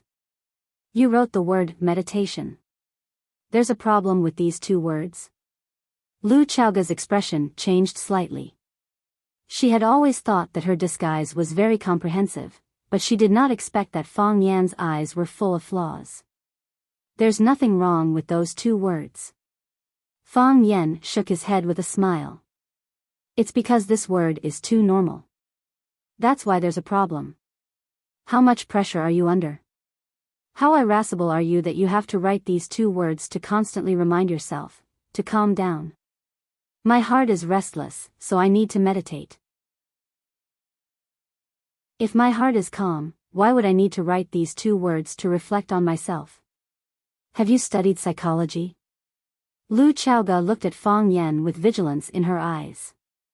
This man was too scary, and it deepened her understanding of Fang Yan. Look, you're doing this again. Fang Yan smiled bitterly. I haven't studied psychology, but I learned Tai Chi. The best state of Tai Chi is when there is nothing and no me. After there is nothing and no me, the perception of the surrounding environment is more subtle and profound. I can feel who is good to me, who is bad to me, who is guarded against me, and who is sincere to me. It's equivalent to psychology. Psychology is to spy on people's inner world from their language and behavior. It's the same with Tai Chi. People have a way to express their happiness, anger, sorrow, and happiness. A strange sentence, an unintentional look. As long as you collect these emotions, you can get the answer you want. Do you study this every day? The way Lu Chaoga looked at Fang Yan became even more strange. No. Fang Yan waved his hand with a smile. It's too tiring to study and think about these things every day, to figure out who is unfriendly to me and who wants to bully me. Moreover, Tai Chi is about letting nature take its course. Nature is the biggest principle. I won't stay if he leaves, but I'm not afraid if he comes. That is our principle of doing things. After thinking about it, Fang Yan felt that he should find a way to dispel Lu Chaoga's wariness toward him. After all, she was the only female leader in Rosefinch High School who was willing to protect him. Therefore, Fang Yan said, actually, every boy who studies Tai Chi is an angel who fell from the sky. They came to the human world with broken wings to protect a girl. Angels with broken wings can never return to heaven. Therefore, they can only practice Tai Chi for the rest of their lives and be losers.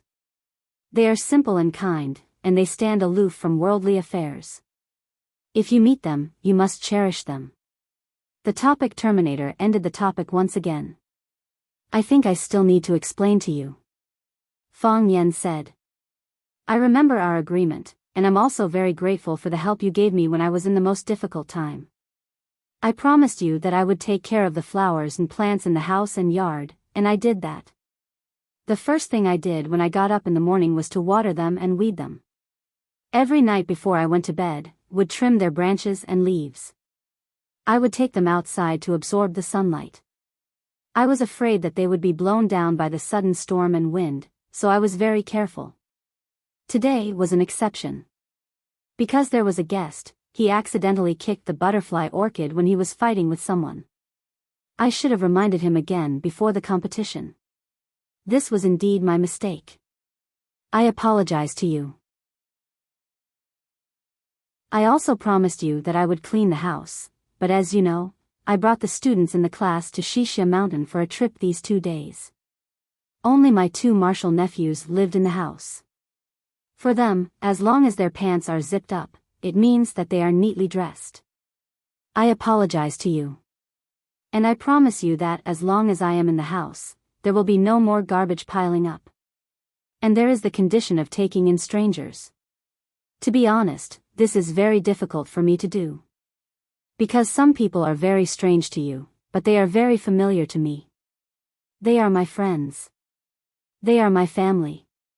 They came all the way to find me, and I can't turn them away. Nowadays, the pressure of employment is increasing, and it is getting harder for migrant workers to find jobs.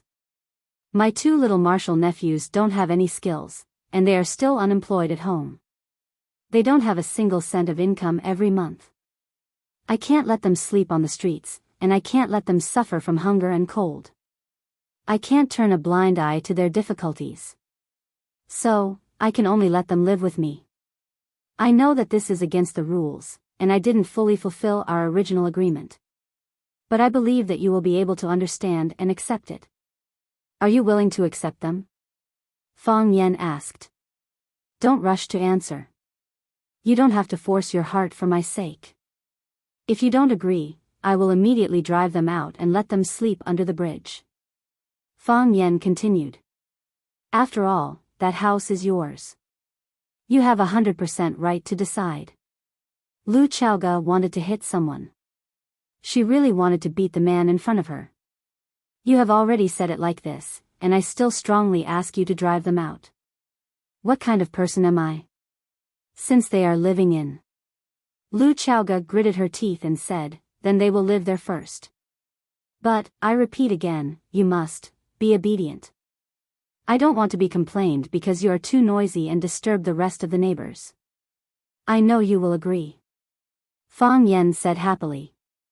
Because you are a kind person like me. Don't deny it, I can see it from your eyes. Lu Chaoga really wanted to ask him, did you see from my eyes that I wanted to beat you up? I am not in a very good mood tonight. Lu Chaoga apologized to Fang Yan euphemistically. So, my attitude was too intense at the time, and it may have shocked your friends. Apologize to them for me. It's okay. A great man once said that when a beauty loses her temper, God will forgive her. Fang Yan waved his hand and said. This matter was not a problem at all. There are some things that I can't tell you, and I don't know how to tell you. Lu Chaoga stopped and looked at the bright moon in the sky. She said, maybe like you said, saying it will make me feel more relaxed, and feel that there will be another person to bear it for me. But, in that case, if it brings unnecessary trouble to the other party, then I can only continue to keep it a secret. Some pressure is one person's pressure, and some wars are also one person's war. It has nothing to do with you. Lu Chaoga looked at Fang Yan's delicate face and said, but, I still want to thank you for your company. Why are you so polite? Fang Yan laughed. Usually, Lu Chaoga liked to keep a straight face. She suddenly became so gentle and considerate and apologized to him. Fang Yan was really not used to it. This is what I should do. It is my honor to serve the leader. Is that so? Lu Chaoga looked at the corner of the courtyard not far away. I suddenly feel a little tired. Tired? Fang Yan's brain still couldn't react. If you are tired, go back and rest. Look, this answer is so loser style. Just as he was thinking about why Lu Chaoga was tired, Lu Chaoga suddenly walked over and put her hand around Fang Yan's neck.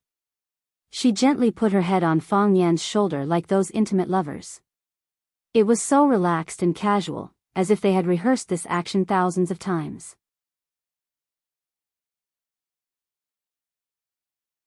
Chapter 139.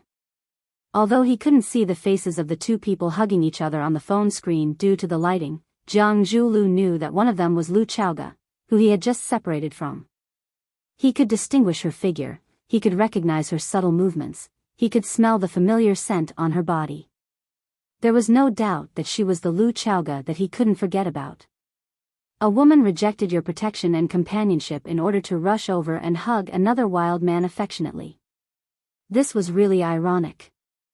The smile on Jiang Zhulio's face grew wider and the muscles on his face tightened. He stared at the frozen photo on the phone like he was admiring a profound ink painting. He asked, "When did she leave?" "Eldest young master, I followed her until she and Fang Yan separated before I drove over here," Zheng Jing carefully reported. Although Jiang Zhuliu's gaze wasn't on him, although Jiang Zhulu was still looking at his phone screen, he could still feel the sharpness in his eyes and the uncontrollable hostility in his body. Slap. Jiang Zhulu did a 90-degree turn and slapped Zheng Jing across the face. This action was too ferocious, too fast, and too difficult. While Zheng Jing was shocked at how Jiang Zhulu was able to execute this action so quickly and well, he didn't feel the pain on his face. "I asked you what time it was, and you just told me what time it was? Accurate down to the minute, accurate down to the second," Jiang Zhulu roared. Shameful. This was a huge humiliation. He was one of the 4 prodigies of Huacheng, one of the most powerful and charming young masters in Jiang City. He was the lover of the masses. As long as he appeared, countless socialites and noble ladies would flock to him and boldly recommend themselves to sleep with him. But, was this how Lu Chaoga treated him? Knowing that she didn't like to socialize, he walked over to protect her and rescued her. He wanted to take her to the bar for a drink, but she said she was tired and wanted to take a walk at school. He offered to accompany her for a walk, but she said next time and rejected his good intentions. Bei Tai. Jiang Zhulu felt that these 2 shining words must have been engraved on his forehead.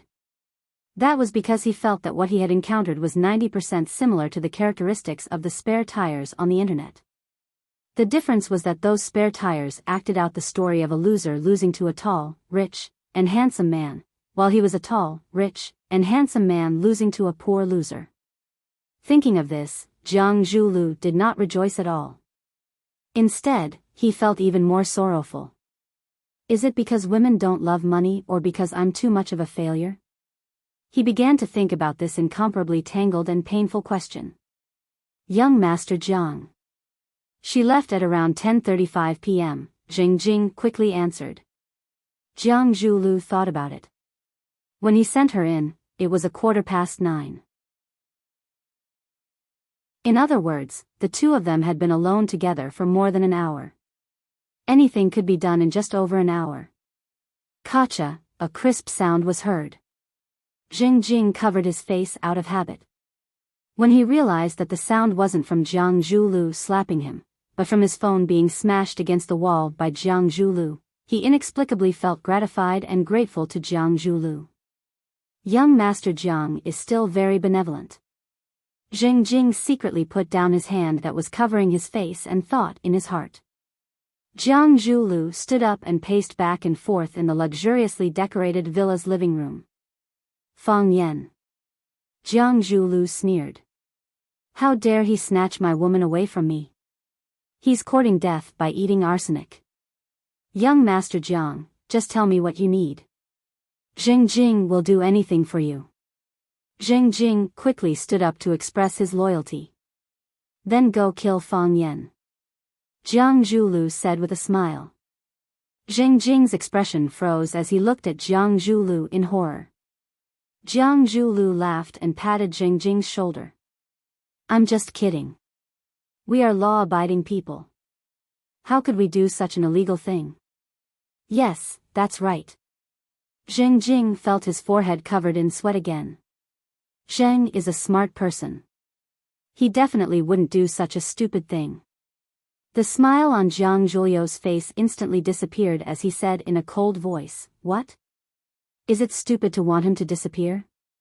Not really. I mean. Zheng Jing was about to cry. I'm stupid. Don't play with me like this, okay? Jiang Zhulu sighed softly and said, If he suddenly gets into a car accident, I'll be very happy. Jiang Zhulu waved his hand and said, Go. Just do your job. Don't let her know that you came. Yes. Zheng Jing bowed and agreed. Of course, with her intelligence, I'm afraid she already knows. If she asks, you don't have to hide it. You're the spy I placed beside her. How could she not know anything? Yes. Jing Jing nodded again. Jiang Zhulu waved his hand in annoyance and Jing Jing jogged away. The old butler, who had been standing in the corner and almost ignored, walked over with a tray in his hand. Jiang Zhulu took a clean towel from the tray and wiped his hands. He had slapped Jing Jing earlier, so his hands were already dirty. As far as I know, Chowga shouldn't be so close to that man, right? Jiang Zhulu asked with a smile. Maybe she saw someone secretly taking pictures, so she purposely did it, the old butler said softly. Still so naughty. Jiang Zhulu shook his head helplessly. But she's still so full of character. Uncle Lu, this kind of woman is flesh and blood. She's 100 times better than those vulgar women outside. Isn't that right? The old butler paused and said, a woman willing to put her head on a man's shoulder, even if she's acting. That's still quite dangerous. Jiang Zhulu couldn't laugh anymore and said, looks like we have to hurry up with our plan. I'll supervise, the old butler said. But, young master, I don't think you should waste too much time on a woman. Is that so? Jiang Zhulio's lips curled into a mocking smile. It's about love and dignity. How can you just define her as a woman? She's the woman I like. The old butler didn't try to persuade him anymore and silently retreated with the tray. Taekwondo Dojo. The students of the 9th class looked around and felt that it was extremely novel and fun. Some students were Taekwondo enthusiasts and frequent visitors of the dojo, so they were used to the layout and design inside. However, some students, especially many female students, came to the Taekwondo dojo for the first time. Naturally, they had a novel idea of prying into everything inside. It's so strange. Why did Mr. Fong ask us to gather here? Are we going to learn a new text today? Which text do you think we're going to learn today? Who wants to bet with me? Huang Haoran, why hasn't Mr. Fong come yet? Is it possible that he hasn't woken up yet? Hurry up and call him. We're all anxious, waiting for him to come and reveal the mystery. In the past, the students would expect the teacher to come a little late, or the teacher couldn't come because he was not feeling well or had something to do at home. If a teacher suddenly asked for leave because of diarrhea and let the students study by themselves, the students would be so excited that they wanted to tear down the table. However, after Fong Yen came, this habit suddenly changed. If the teacher didn't come, the students would be anxious. If the teacher came late, the students would be even more anxious. If the teacher didn't come, they would tear down the table. Every language class was a journey of knowledge and a journey of the soul for them. Attending a Chinese class was equivalent to going on a trip to a beautiful place. Until now, they were excited when they thought of Farewell to Cambridge Again and Rainy Alley. When they heard students from other classes or other schools talking about it, they would raise their necks proudly and say in a calm voice, as if it was nothing in their eyes. They would say, "Humph, you're talking about our class." They really looked forward to Fong Yen bringing them more surprises. They were looking forward to Fong Yen creating more miracles for them every day. After all, Fong Yen was their most respected and favorite, legendary teacher, in their hearts. Of course, they didn't know if they would still think so after understanding the many stains in Fong Yan's life. Because he had gained Fong Yan's full trust, Huang Haoran's status as the representative of the Chinese class also rose with the tide. If there was anything that needed to be communicated with Fong Yen, he would be the one to report to Fong Yen. Huang Haoran took out his mobile phone and was about to make a call when he heard Fong Yen say behind him, "Don't waste the phone, Bill, I'm already here." Mr. Fong. The students of Class 9 shouted in surprise. Fong Yen looked at the students' expectant eyes and knew that the effect he wanted had been achieved. The consecutive surprises had made them curious and look forward to every Chinese class. With curiosity and expectation, was there a need to worry that they wouldn't be able to learn Chinese well? Fong Yen glanced around and asked with a smile, "Is everyone here?" Jing Guodong asked for sick leave. Huang Haoran said. "Yes. I got it," Fong Yen said. "Then let's start the class." Mr. Fong, why did you ask us to come to the Taekwondo club? Are you going to teach us martial arts? Is it Tai Chi?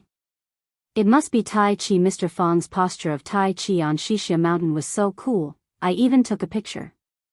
That's right, if we learned a few moves and ran to a place with a lot of girls, how many girls would like it?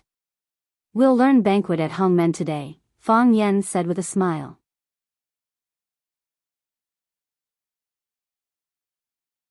Chapter 140. I want to play Lu Bang. I want to play Xiang Yu. Xiang Yu is a great hero. Zheng Dong, you idiot. Don't play Xiang Yu. Xiang Yu wants to commit suicide. After hearing Fong Yen say that today's lesson was banquet at Hongmen, the students' interest soared. This was especially so for the boys. Who didn't have a heroic dream of leaping onto roofs and vaulting over walls? Who didn't want to be an invincible general on the battlefield? Fong Yen waved his hand, signaling for everyone to quiet down. After waiting for everyone to fall silent, he said, previously, I let everyone preview this text. Now, everyone should have some understanding of the background story of Banquet at Hongmen, right? We'll use the same method we used before to teach the lesson. There are a few important characters in this lesson that need to be played by students. The first one is Xiang Yu. Who will play this role? Tangcheng. A girl jumped out and said. It seemed that she was a hardcore supporter of Rosefinch. Why Tangcheng? Fong Yen asked with a smile. Because Tangcheng is handsome. Xiang Yu is also handsome. The girl said without hiding it. If it were another teacher, they would never say something like this. However, because Fong Yen was Fong Yen, and because Fong Yen could understand and tolerate them easily, they were so frank and direct. Fong Yen nodded with a smile and said, okay. Then Tangcheng will play the role of Xiang Yu, the first teacher of Class 9. The other students will also have a chance. Mr. Fong, can I play Lu Bang? Li Yang asked carefully. Zheng Guodong asked for leave, but his two hardcore supporters, Chen Tao and Li Yang, came to class early in the morning. If nothing happened between the three of them, Fong Yen would not believe it. He looked at Li Yang and asked, does everyone agree? No one said anything. Disgust prevented them from saying yes, and fear prevented them from saying no. Li Yang's face turned red. He looked at the students of Class 9 and said, I know everyone doesn't like me. I also know. I know that we have indeed done a lot of things to make everyone hate us. I will correct it. I will definitely correct it. Please supervise me. I want to play the role of Lu Bang. I will definitely do my best. Please believe in me and support me. After Li Yang finished speaking, he bowed deeply to the audience. This apology was very sincere. The students were easily moved. After Li Yang stood up, they gave him a warm round of applause. Fong Yen nodded with a smile and said, it seems that everyone agrees that Li Yang will play the role of Lu Bang. Fong Yen was very pleased. A prodigal who repents is more valuable than gold. To be able to turn a bad student into a good person, this is the wish of every teacher. He knew that another student had fallen for his black trousers. Agreed. The students shouted in unison. Fong Yen smiled and then asked for everyone's opinion. He chose Zhang Liang, Fan Kuai, Fan Zheng, and several other main roles. Teacher, what about Yuji? A boy shouted excitedly. Yuji has no part in Banquet at Hongmen, Fong Yen said. Teacher, why don't you choose one? It's not tiring to act with a man and a woman, the boys insisted. Even Tangcheng's eyes lit up. He said, Teacher, you'd better choose one. She's still needed for the later scenes. Fong Yen thought for a moment and shouted, Qinitian. Standing behind the crowd, Qinitian said calmly, I won't play Yuji. Tangcheng's face suddenly turned red, and his expression was gloomy and disappointed. Qinitian's answer was as if he had refused him on the spot. Why not play Yuji? Fong Yen asked. After thinking for a moment, he quickly said, "Forget it. Just pretend I didn't ask, and you don't have to answer." Fang Yan felt that he was too smart. He didn't expect that Qin Tian was not a girl who liked to play cards according to common sense. She didn't want to let him get what he wanted at all. Qin Tian pursed her lips and smiled. "Because you're not Xiang Yu." The students of the 9th class cheered, and Tangqing felt as if someone had stabbed him in the chest. It was dripping with blood. Fang Yan frowned and said with a serious expression, "Student Qin Tian, it's class time now. Don't joke around." Without waiting for Qin Tian to refute, he scolded the other students and said, "Don't make trouble. If the teaching office hears this, our class will be deducted again. The scandal must be strangled in the cradle." Fang Yan felt that it was time for him to have a good talk with Qin Tian. "Okay, let's start the class now," Fang Yan said aloud. At this moment, there was a noisy sound of footsteps outside. Then, a large number of students in Rosefinch secondary uniforms rushed over. "Ah, it's Class 1. What are the people from Class 1 doing here? Look at the books in their hands, they're also here for class. I see Zhang Yu. They're also in Chinese class. Why do I feel that they're not friendly?" Fang Yan also saw Zhang Yu. Zhang Yu was the Chinese teacher of Class 1. As a teacher of the top class of Rosefinch High School, a private school, Zhang Yu was quite proud.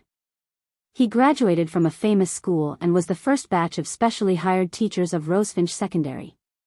He used to lead a class that dominated the whole school with excellent results for 3 consecutive years. There were countless students who were admitted to famous universities. Therefore, he was transferred to the top class of the whole school as a Chinese teacher. In response to the school's slogan, "The genes of a famous school should be grasped from the basics."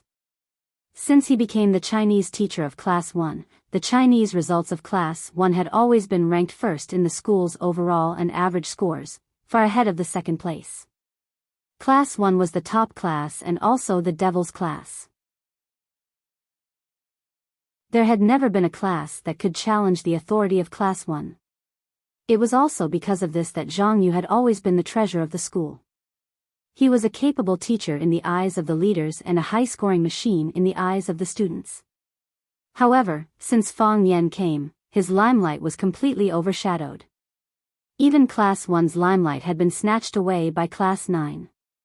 Take the incident of receiving the Wu Ren delegation as an example. Class 1 was responsible for receiving the guests.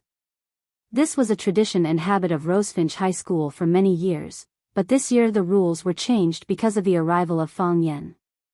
Before, they fiercely opposed it because they had the mentality of watching a good show. "When you're embarrassed, invite us to clean up the mess." At that time, the school leaders would understand who the real elites were. Unexpectedly, the students of Class 9 not only successfully completed the task of receiving the guests, but also achieved an unexpectedly good result. In the words of Headmaster Lu Chaoga, it was the best in history. The best in history? These words were simply a slap in the face. They had been doing it for so many years, but they were overthrown and defeated in one day. If someone could achieve a best in history in 1 year, then what had their Class 1 done for so many years? Zhang Yu was jealous of the culprit, Fang Yan, and even the students of Class 9 were not pleasing to the eye. All along, he had been looking for an opportunity to beat Fang Yan's arrogance. Yes, in his heart, Fang Yan was indeed the typical representative of arrogance, disrespect for elders, lawlessness, greed, lust, and not bathing all year round.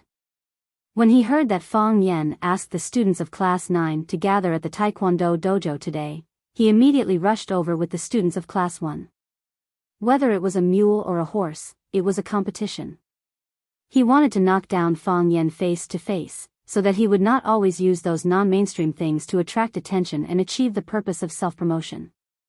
He had confidence in Class 1, and Class 1 would never lose to anyone. Zhang Yu was in his 30s, and he could become the backbone of the teaching team, which could be regarded as a young and promising person. He wore gold-rimmed glasses, had short yellow hair, and gave off a strong sense of scholarly aura. Fang Yan knew Zhang Yu. Seeing him coming in behind the students of Class 1, he smiled and asked, Miss Zhang, you also have class today? Zhang Yu glanced at Fang Yan and said with a blank expression, if I don't have class, will I run around with the students? I'm not as daring as some people, who do whatever they want. I guess the person Miss Zhang is talking about must be me, right? Fang Yan said without modesty. Whoever says it will understand. Zhang Yu also smiled. But it was a sneer. He really didn't hide his disgust for Fang Yan. Fang Yan pointed at the students of Class 1 and asked, Miss Zhang also has class here? Yes, Zhang Yu said with absolute certainty. You also learned Banquet at Hongmen? I happened to learn this article, Zhang Yu said. He pretended to be surprised and looked at Fang Yan, and asked, Mr. Fang, are you also going to take the students to learn this article? Yes, we are going to learn this article, Fang Yan said. Then we really came at the right time, Zhang Yu said. It's really a coincidence, Fang Yan said. Miss Zhang came at the right time. It's really great. It's great? Zhang Yu was puzzled. What is this guy talking about? Doesn't he know why I came here? Miss Zhang, if you didn't come, I was still worried about how to teach this banquet at Hongmen well, so that everyone will have a deeper understanding of these 3 words. Now, this problem is solved. Fang Yan grinned and said to the students of Class 9 loudly, Students, everyone should feel it. This is the real banquet at Hongmen. Time passes, the heroes and artifacts in the book are too far away from us. But as long as we have a pair of eyes that are good at discovering and a mind that is good at thinking, we will know that the truth has always been in front of us. What does he think he is? As a tool to understand the text? As the culprit to restore the scene of the banquet at Hongmen? After listening to Fang Yan's words, Zhang Yu almost vomited a liter of blood and fainted.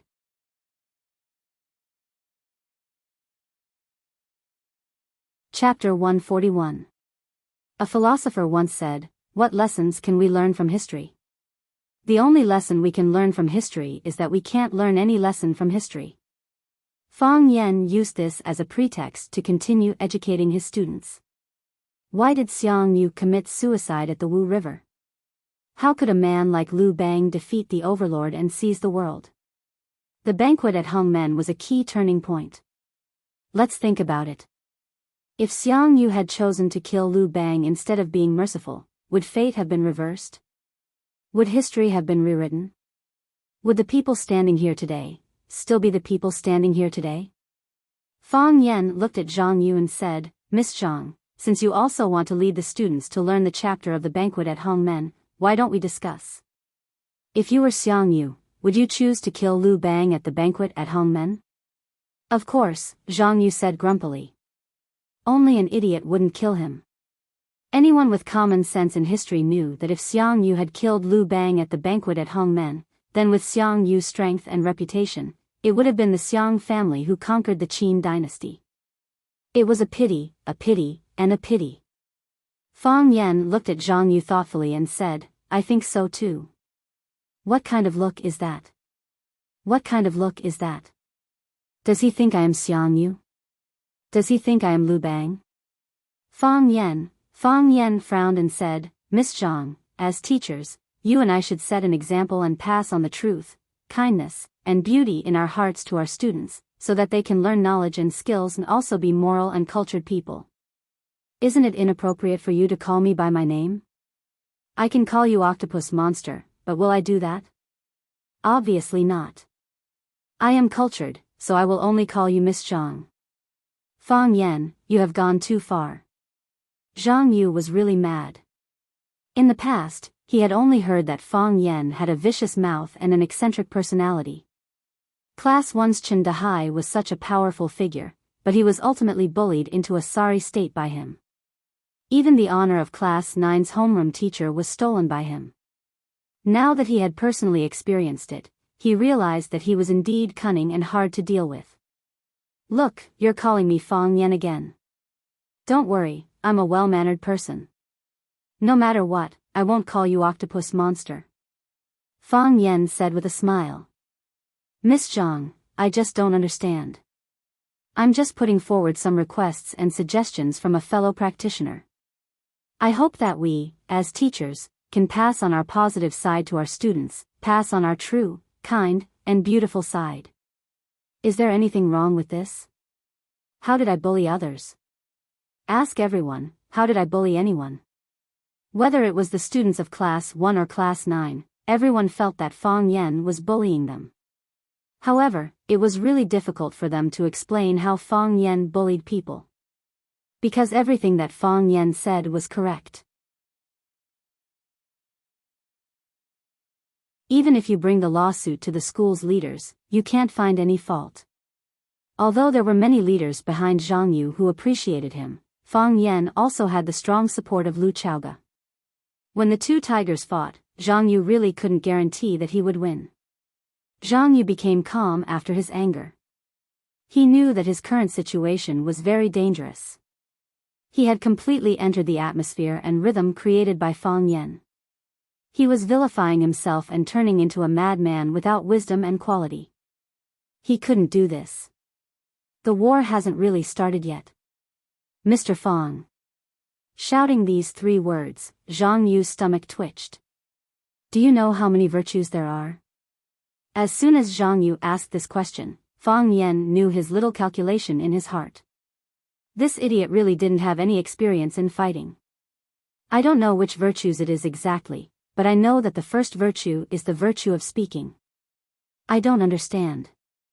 I was just trying to persuade Miss Zhang to be positive and be a good example to the students. How did it become bullying? Miss Zhang slandered a good person like this. Isn't this not having the virtue of speaking? Fang Yan asked with a puzzled face. Zhang Yu really wanted to vomit blood this time. It shouldn't be like this. It shouldn't be like this. The plot should be like this. After he asked this difficult question, either Fang Yan answered that he didn't know, then it would be the glorious moment for him to show his profound knowledge and improve his self-pretentiousness. Even if Fang Yan answered, it didn't matter. He could use this as a pretext to say that Fang Yan had a vicious heart and a cheap mouth. How could such a character quality be a good example to others? He had buried the pit and was ready to wait for Fang Yan to jump in and bury him. However, why did he have a feeling that he had put his head into the pit? Change it. Fang Yan, you bastard. Hurry up and change the way you answer. Zhang Yu's heart was like a prairie with 10,000 grass mud horses running wildly. He clearly said that he wouldn't be angry, but in less than a minute, Zhang Yu was so angry that his whole body was trembling. He had the urge to turn around and leave. He couldn't tremble, and he couldn't leave. Even if he lost, he couldn't lose. Mr. Fang, stop talking nonsense. Why do you have to be so eloquent? So what if you win? The school won't give you a trophy. Zhang Yu said with a sneer. We are here to teach, not to quarrel with you. Zhang Yu waved his hand and shouted, bring it in. As he spoke, a few boys carried a few big wooden boxes in. Change clothes. Zhang Yu shouted. So, the students immediately opened the boxes and took out one robe after another from the box and put them on. Fang Yan was envious and asked, Miss Zhang, where did you get these clothes? I borrowed them from the drama club. Zhang Yu said loudly.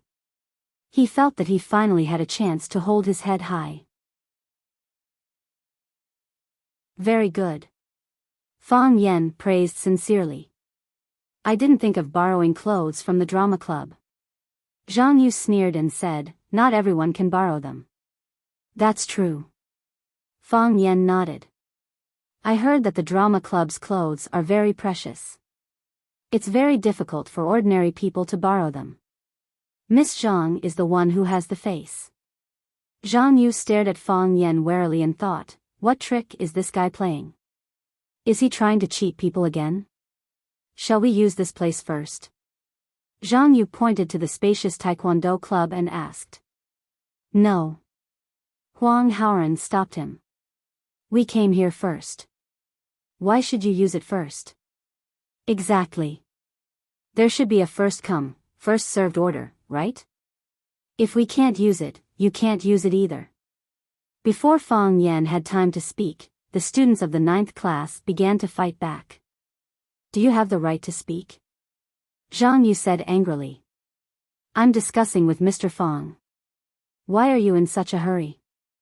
Since when did you have the right to make decisions? Fang Yan waved his hand and said, Miss Zhang, that's not right. Now it's a legal society. Every child has the right to speak freely. They can express their thoughts and prayers reasonably. This is what we should support and encourage. Right? How can you say that they don't have the right to speak? Fang Yan, don't use these students as a shield. Zhang Yu wanted to point at Fang Yan's face and scold him. Are you done or not? Can't we fight with real guns and live ammunition? Why are you pretending to be a good teacher and a good person? What truth, kindness, and beauty are you promoting? Do you have these things? Teacher Zhang, if you put it this way, then I am even more confused. There are no arrows in front of me. Why do I need a shield? I'm asking you. My students are ready. Can we use the venue? Zhang Yu felt that it was getting harder to breathe. It was as if he couldn't hold on any longer. Sure. Of course. Fang Yan said indifferently. He waved his hand at his students and said with a smile, since the students of the 1st class are willing to set an example for us, then we should study hard. This will also deepen our understanding of the text. This is not a bad thing. Am I right? Hearing Fang Yan say this, although Huang Haoran and the others were angry, they could only move away from the venue. A victorious smile appeared on Zhang Yu's face as she said, Mr. Fang is the one who knows when to advance and retreat. This has nothing to do with knowing when to advance and retreat. Fang Yan said with a smile. I'm a teacher. I hope that my students can learn more. If they can have such an opportunity to appreciate and observe, I think it will be meaningful for them. So I agreed. Hee hee. Zhang Yu sneered and waved his hand. Everyone, get into position.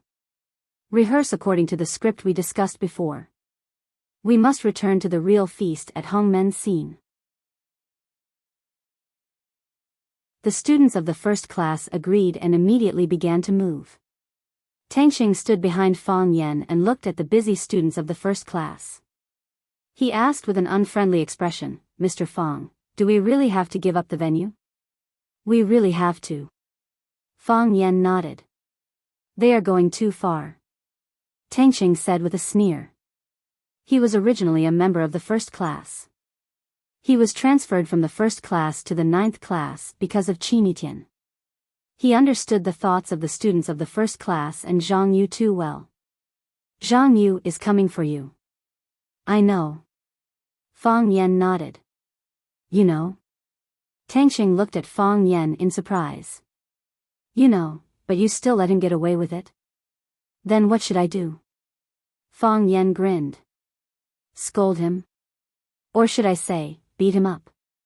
I believe that he can't beat me in a scolding match. He can't beat me in a fight. However, no matter if we scold or fight, I lose and he loses. We both lose face in front of the students. I'm not talking about my face or his face. I'm talking about the face of the profession of a teacher. It's ruined. Tangxing was silent. He was thinking about every word Fang Yan said. Yes, this was the difference between this man and others. He was calculative and conscientious. He was long-winded and cherished his words like gold. He was a hoodlum, but at the critical moment, he was able to stand up bravely. You think you understand him and see through him. No, this is just the tip of the iceberg. I know he sees me as an opponent. Fang Yan smiled and shook his head. But he is not worthy to be my opponent.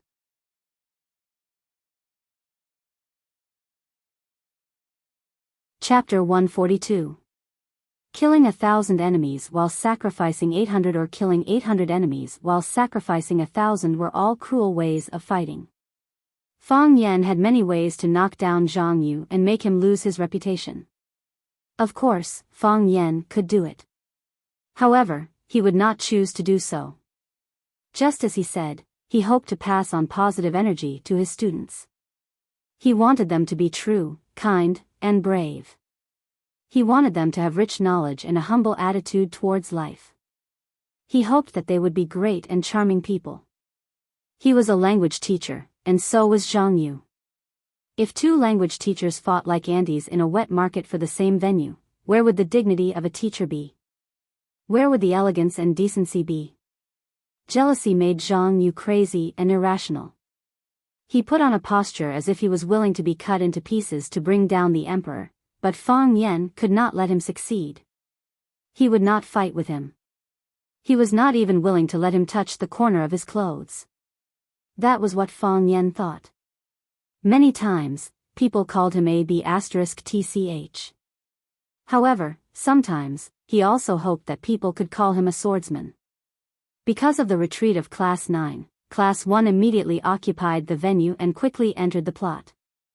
To be honest, the performance of the students of Class 1 was really good. They were originally the most outstanding students carefully selected.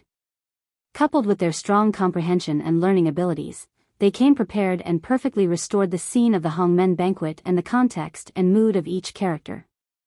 After the performance of the first group of students, Fang Yan immediately applauded and praised. Good performance, Fang Yan said with a smile.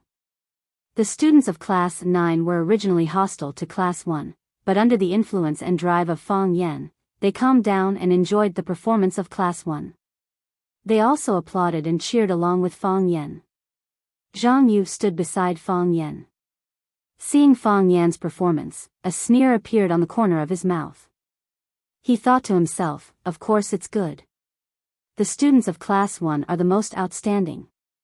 What's good about it? I can only give you a passing mark.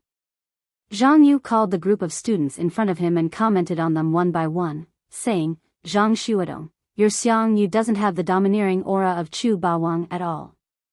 Wang Kai, your Lu Bang is too frivolous. Think about it, his life is in the hands of others. Can he still smile so happily? Be honest. Moving people with their emotions. Otherwise, why didn't Xiang Yu kill him? Huang Feihu's portrayal of Fan Kuai was the most successful. He was brave and resourceful, but he couldn't read his lines properly. When I go back, I need to read the original script more and practice more. Fang Yan smiled helplessly. This is just a reenactment of the scene. The purpose is to let everyone have a deeper understanding of the historical event that happened during that period. Isn't it too harsh to ask your students to act according to the standards of actors? Of course, Zhang Yu was the language teacher of Class 1. He was educating his students, so Fang Yan was not allowed to interrupt. Otherwise, it might really cause a war where both sides would suffer great losses. Zhang Yu waved his hand and said to them, all right. Go and take a break. The next group of students, get ready. Students below, please pay attention. I hope that everyone can act better and better. Each group will perform better than the last. If you see someone else's performance but it's worse than theirs, then it's not a matter of intelligence. It's a matter of attitude. Teacher, what if Class 9 sees our performance and it's worse than ours? A student asked jokingly. Sun Xinping, aren't you talking nonsense? It's normal for Class 9 to act worse than us. That's right. Why should we compete with Class 9? If we want to compete, we should compete with Class 2 or the top classes of other schools. When did Class 9 become our opponent? We are number 1, and they are number 9. There are 7 numbers between us, okay? The students of Class 1 laughed, finding this question very interesting. The students of Class 9 were furious. Wasn't this a blatant provocation and insult? So what if you're from Class 1? Tengxing jumped out from Class 1. He didn't want to have a bad relationship with Class 1 after he graduated. After all, there were many people in Class 1 who were his friends. However, some people went too far, and he couldn't bear it anymore. I think it's too boring. I don't want to stay there. I think so too. Qin echoed. She still stood outside the crowd with her hands in her pockets, with headphones plugged in her ears, looking like she didn't care about anything. However, a sentence at a critical moment was quite weighty. Tangxing was overjoyed, looking at his goddess Qin with excitement. She replied to me. She's on my side. She's on my side. Class 1 was collectively silent. Tangxing and Qinitian's counterattack was too fierce. They were beaten until they were dizzy. It must be known that Qinitian entered Class 1 as the top student in the whole school. Until now, no one had been able to surpass her. Rosefinch deserved to be the most beautiful girl in the school. All the students had to respectfully call her Senior Sister Etienne when they met. Such a student couldn't be replaced by other girls after she left. And Tangxing was also a top student in Class 1. He belonged to the first echelon like Qinitian. Rosefinch, the school hunk, was Qinitian's hardcore admirer and strongest competitor. Everyone thought that the two of them were a match made in heaven and would definitely be happy in the future. They would enter university, start working, and then get married and have children. However, the two most outstanding people in Class 1 had job-hopped and left. And they went to Class 9, which they completely looked down upon. Zhang Yu's expression was also extremely ugly. He hated Fang Yan. He hated Fang Yan for stealing his limelight. He hated Class 9 for taking away the honor of Class 1. He also hated Fang Yan for poaching away his two favorite students, Qinitian and Tangxing.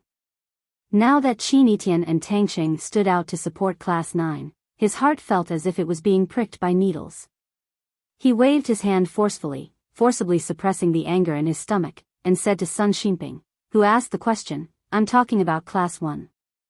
We are only competing with Class 1 students. What does it have to do with us whether others act well or not? You can't even recognize who your opponent is. What's wrong with your head?" Sun Xinping smiled awkwardly and said, "Teacher, I was just joking." These people were constantly making insinuations and sarcastic attacks, which made Fang Yan's heart very uncomfortable. Their words were all belittling Class 9. They didn't put the students of Class 9 in their eyes at all. This made Fang Yan particularly angry.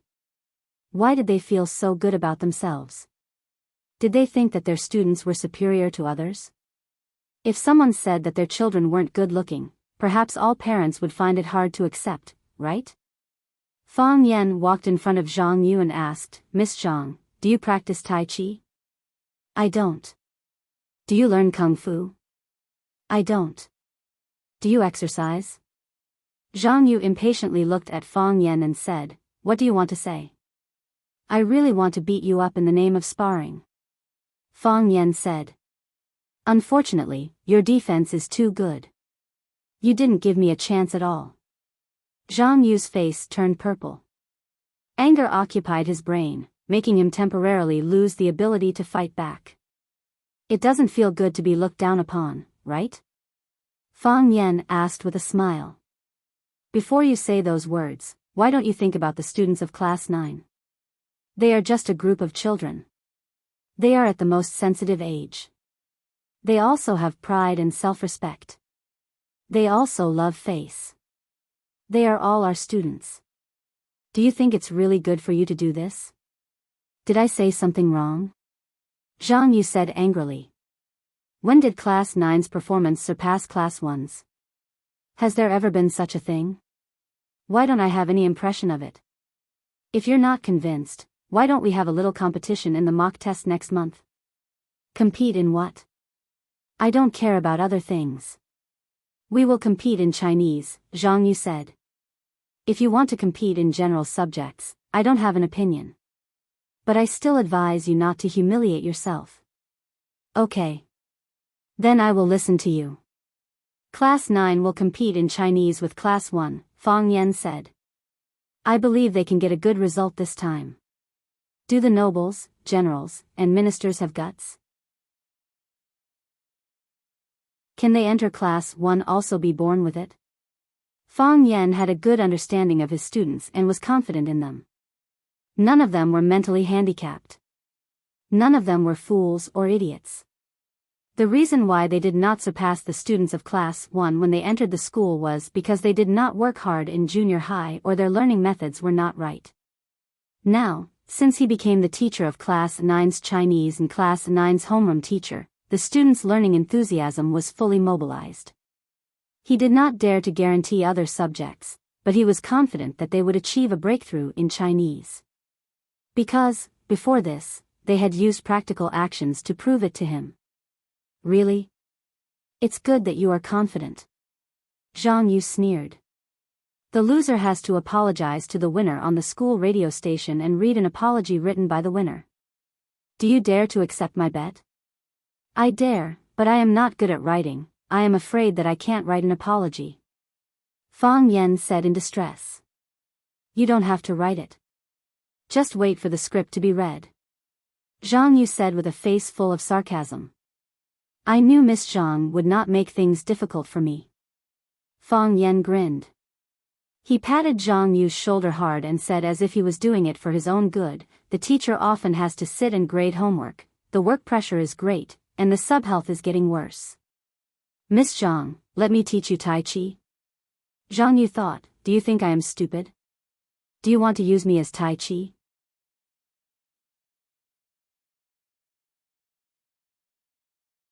Chapter 143. When Lu Chaoga came downstairs, the servants had already prepared breakfast in the dining room. Jiang Zhulu sat at the dining table and read the newspaper. When he saw Lu Chaoga come downstairs, he closed the newspaper and said, I was still thinking about who would be the first to come downstairs to have breakfast with me. I really don't have much of an appetite facing this table of food alone. Lu Chaoga pulled out the chair opposite Jiang Zhulu and sat down. She asked, where's Uncle and Auntie? My dad has to entertain his old friends at home today. He doesn't have to go to work, so he might sleep a little longer. My mom went to play mahjong with Mrs. Li and Mrs. Wang last night. When she came back, it was already early in the morning. I don't think she'll get up for a while. Jiang Zhulu picked up the chopsticks in front of him and said, no need to wait. Let's eat first. Lu Chaoga nodded, picked up the knife and fork, and began to cut the fried eggs on the plate. Have you been busy with work recently? Jiang Zhulu asked while stuffing fresh broccoli into his mouth. It's been all right. Lu Chaoga said expressionlessly. Have you sorted out the relationship between the schools?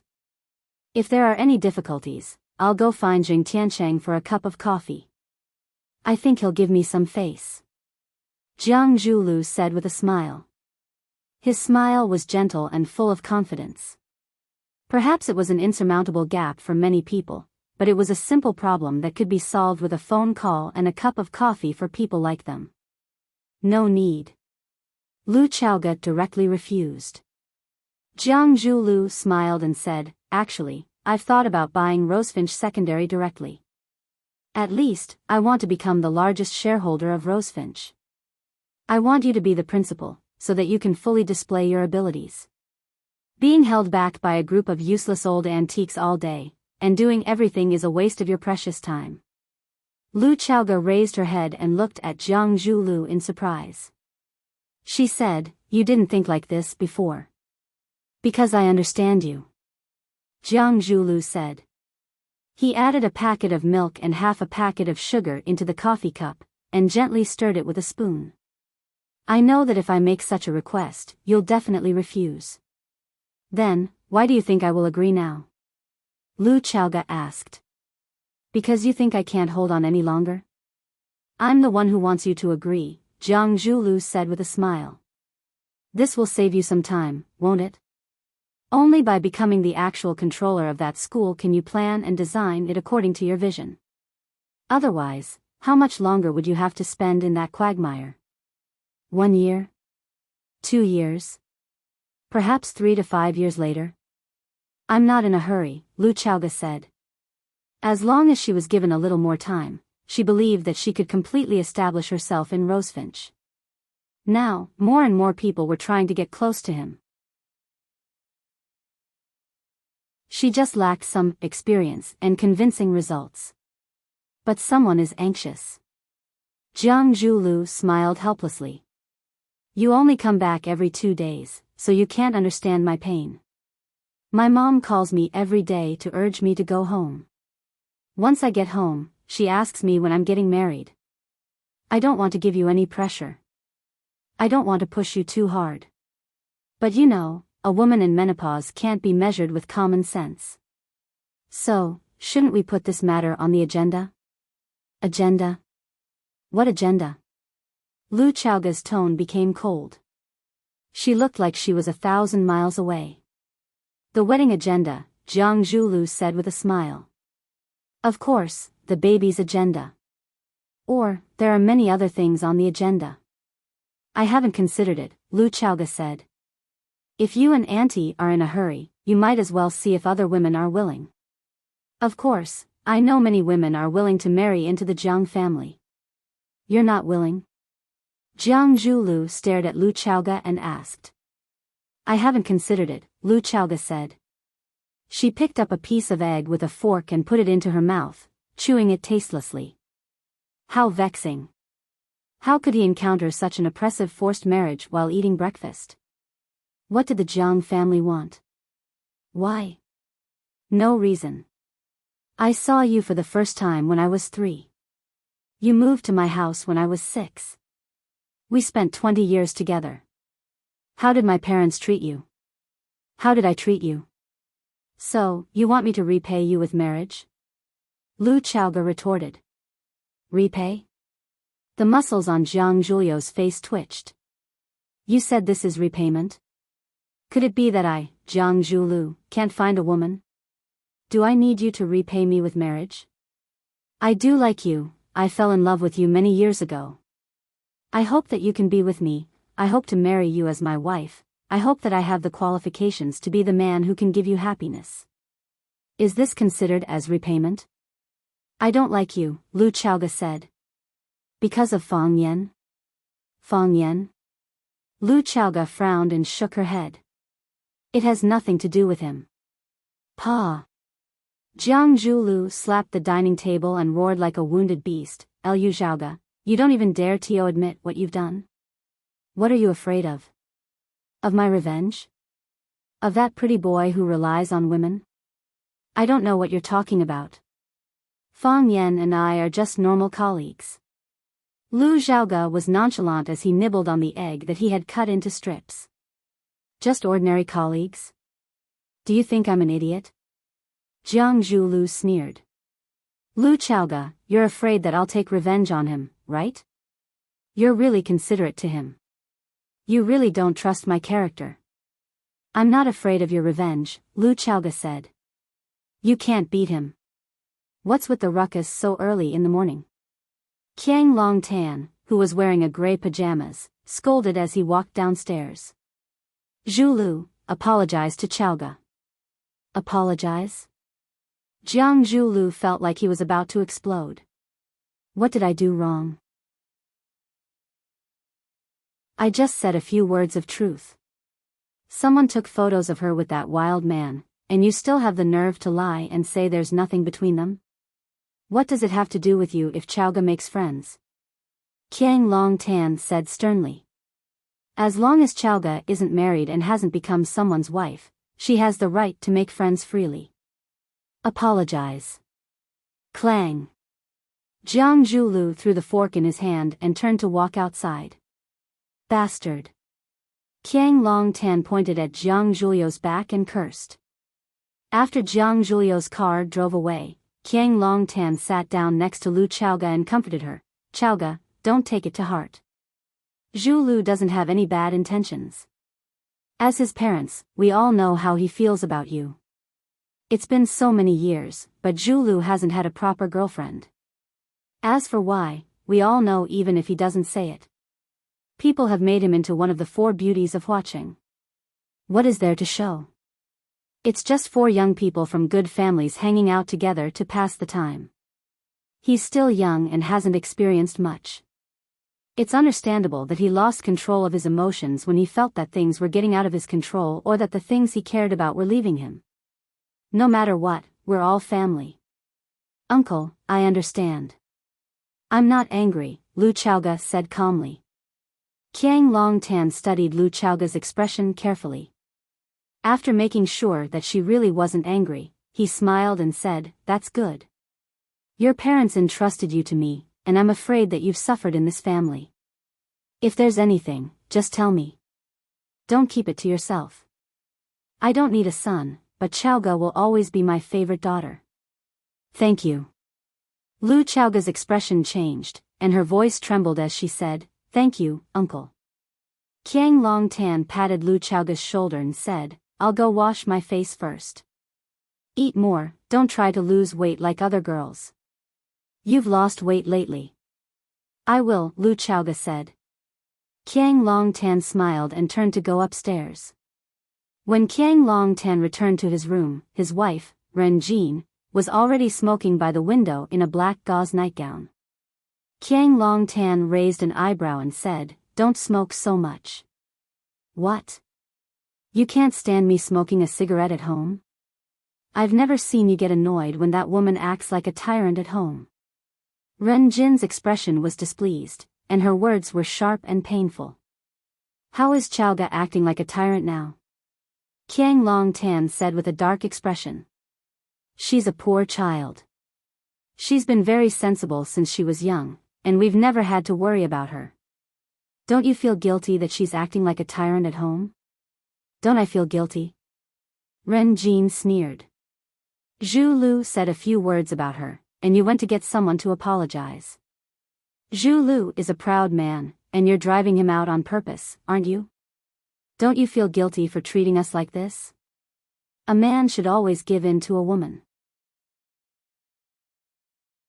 "Am I supposed to make Chaoga apologize to Zhu Lu when they're fighting?" "I can't bring myself to do that," said Qiang Longtan. "Also, how many times have I told you? Don't get involved in their business." Ren Jin turned around abruptly and stared at Qiang Longtan with a mocking look in her eyes. "Qiang Longtan, do you know what my father said about you the first time he met you? A yellow ox and a dog. You look like a hard-working old ox, but deep down, you're a dog who wants to bite everyone he sees. You don't want me to get involved with them because you don't want them to be together, do you?" Putting out the cigarette on the windowsill, Ren Jin said coldly, "You don't want Lu Chaoga to be your daughter-in-law. You want her to be your son's stepmother, don't you?" Smack. Qiang Longtan slapped Ren Jin across the face. "You're tuning into the A Romantic Tales YouTube channel. Don't forget to subscribe and join us on this journey to catch the most captivating stories.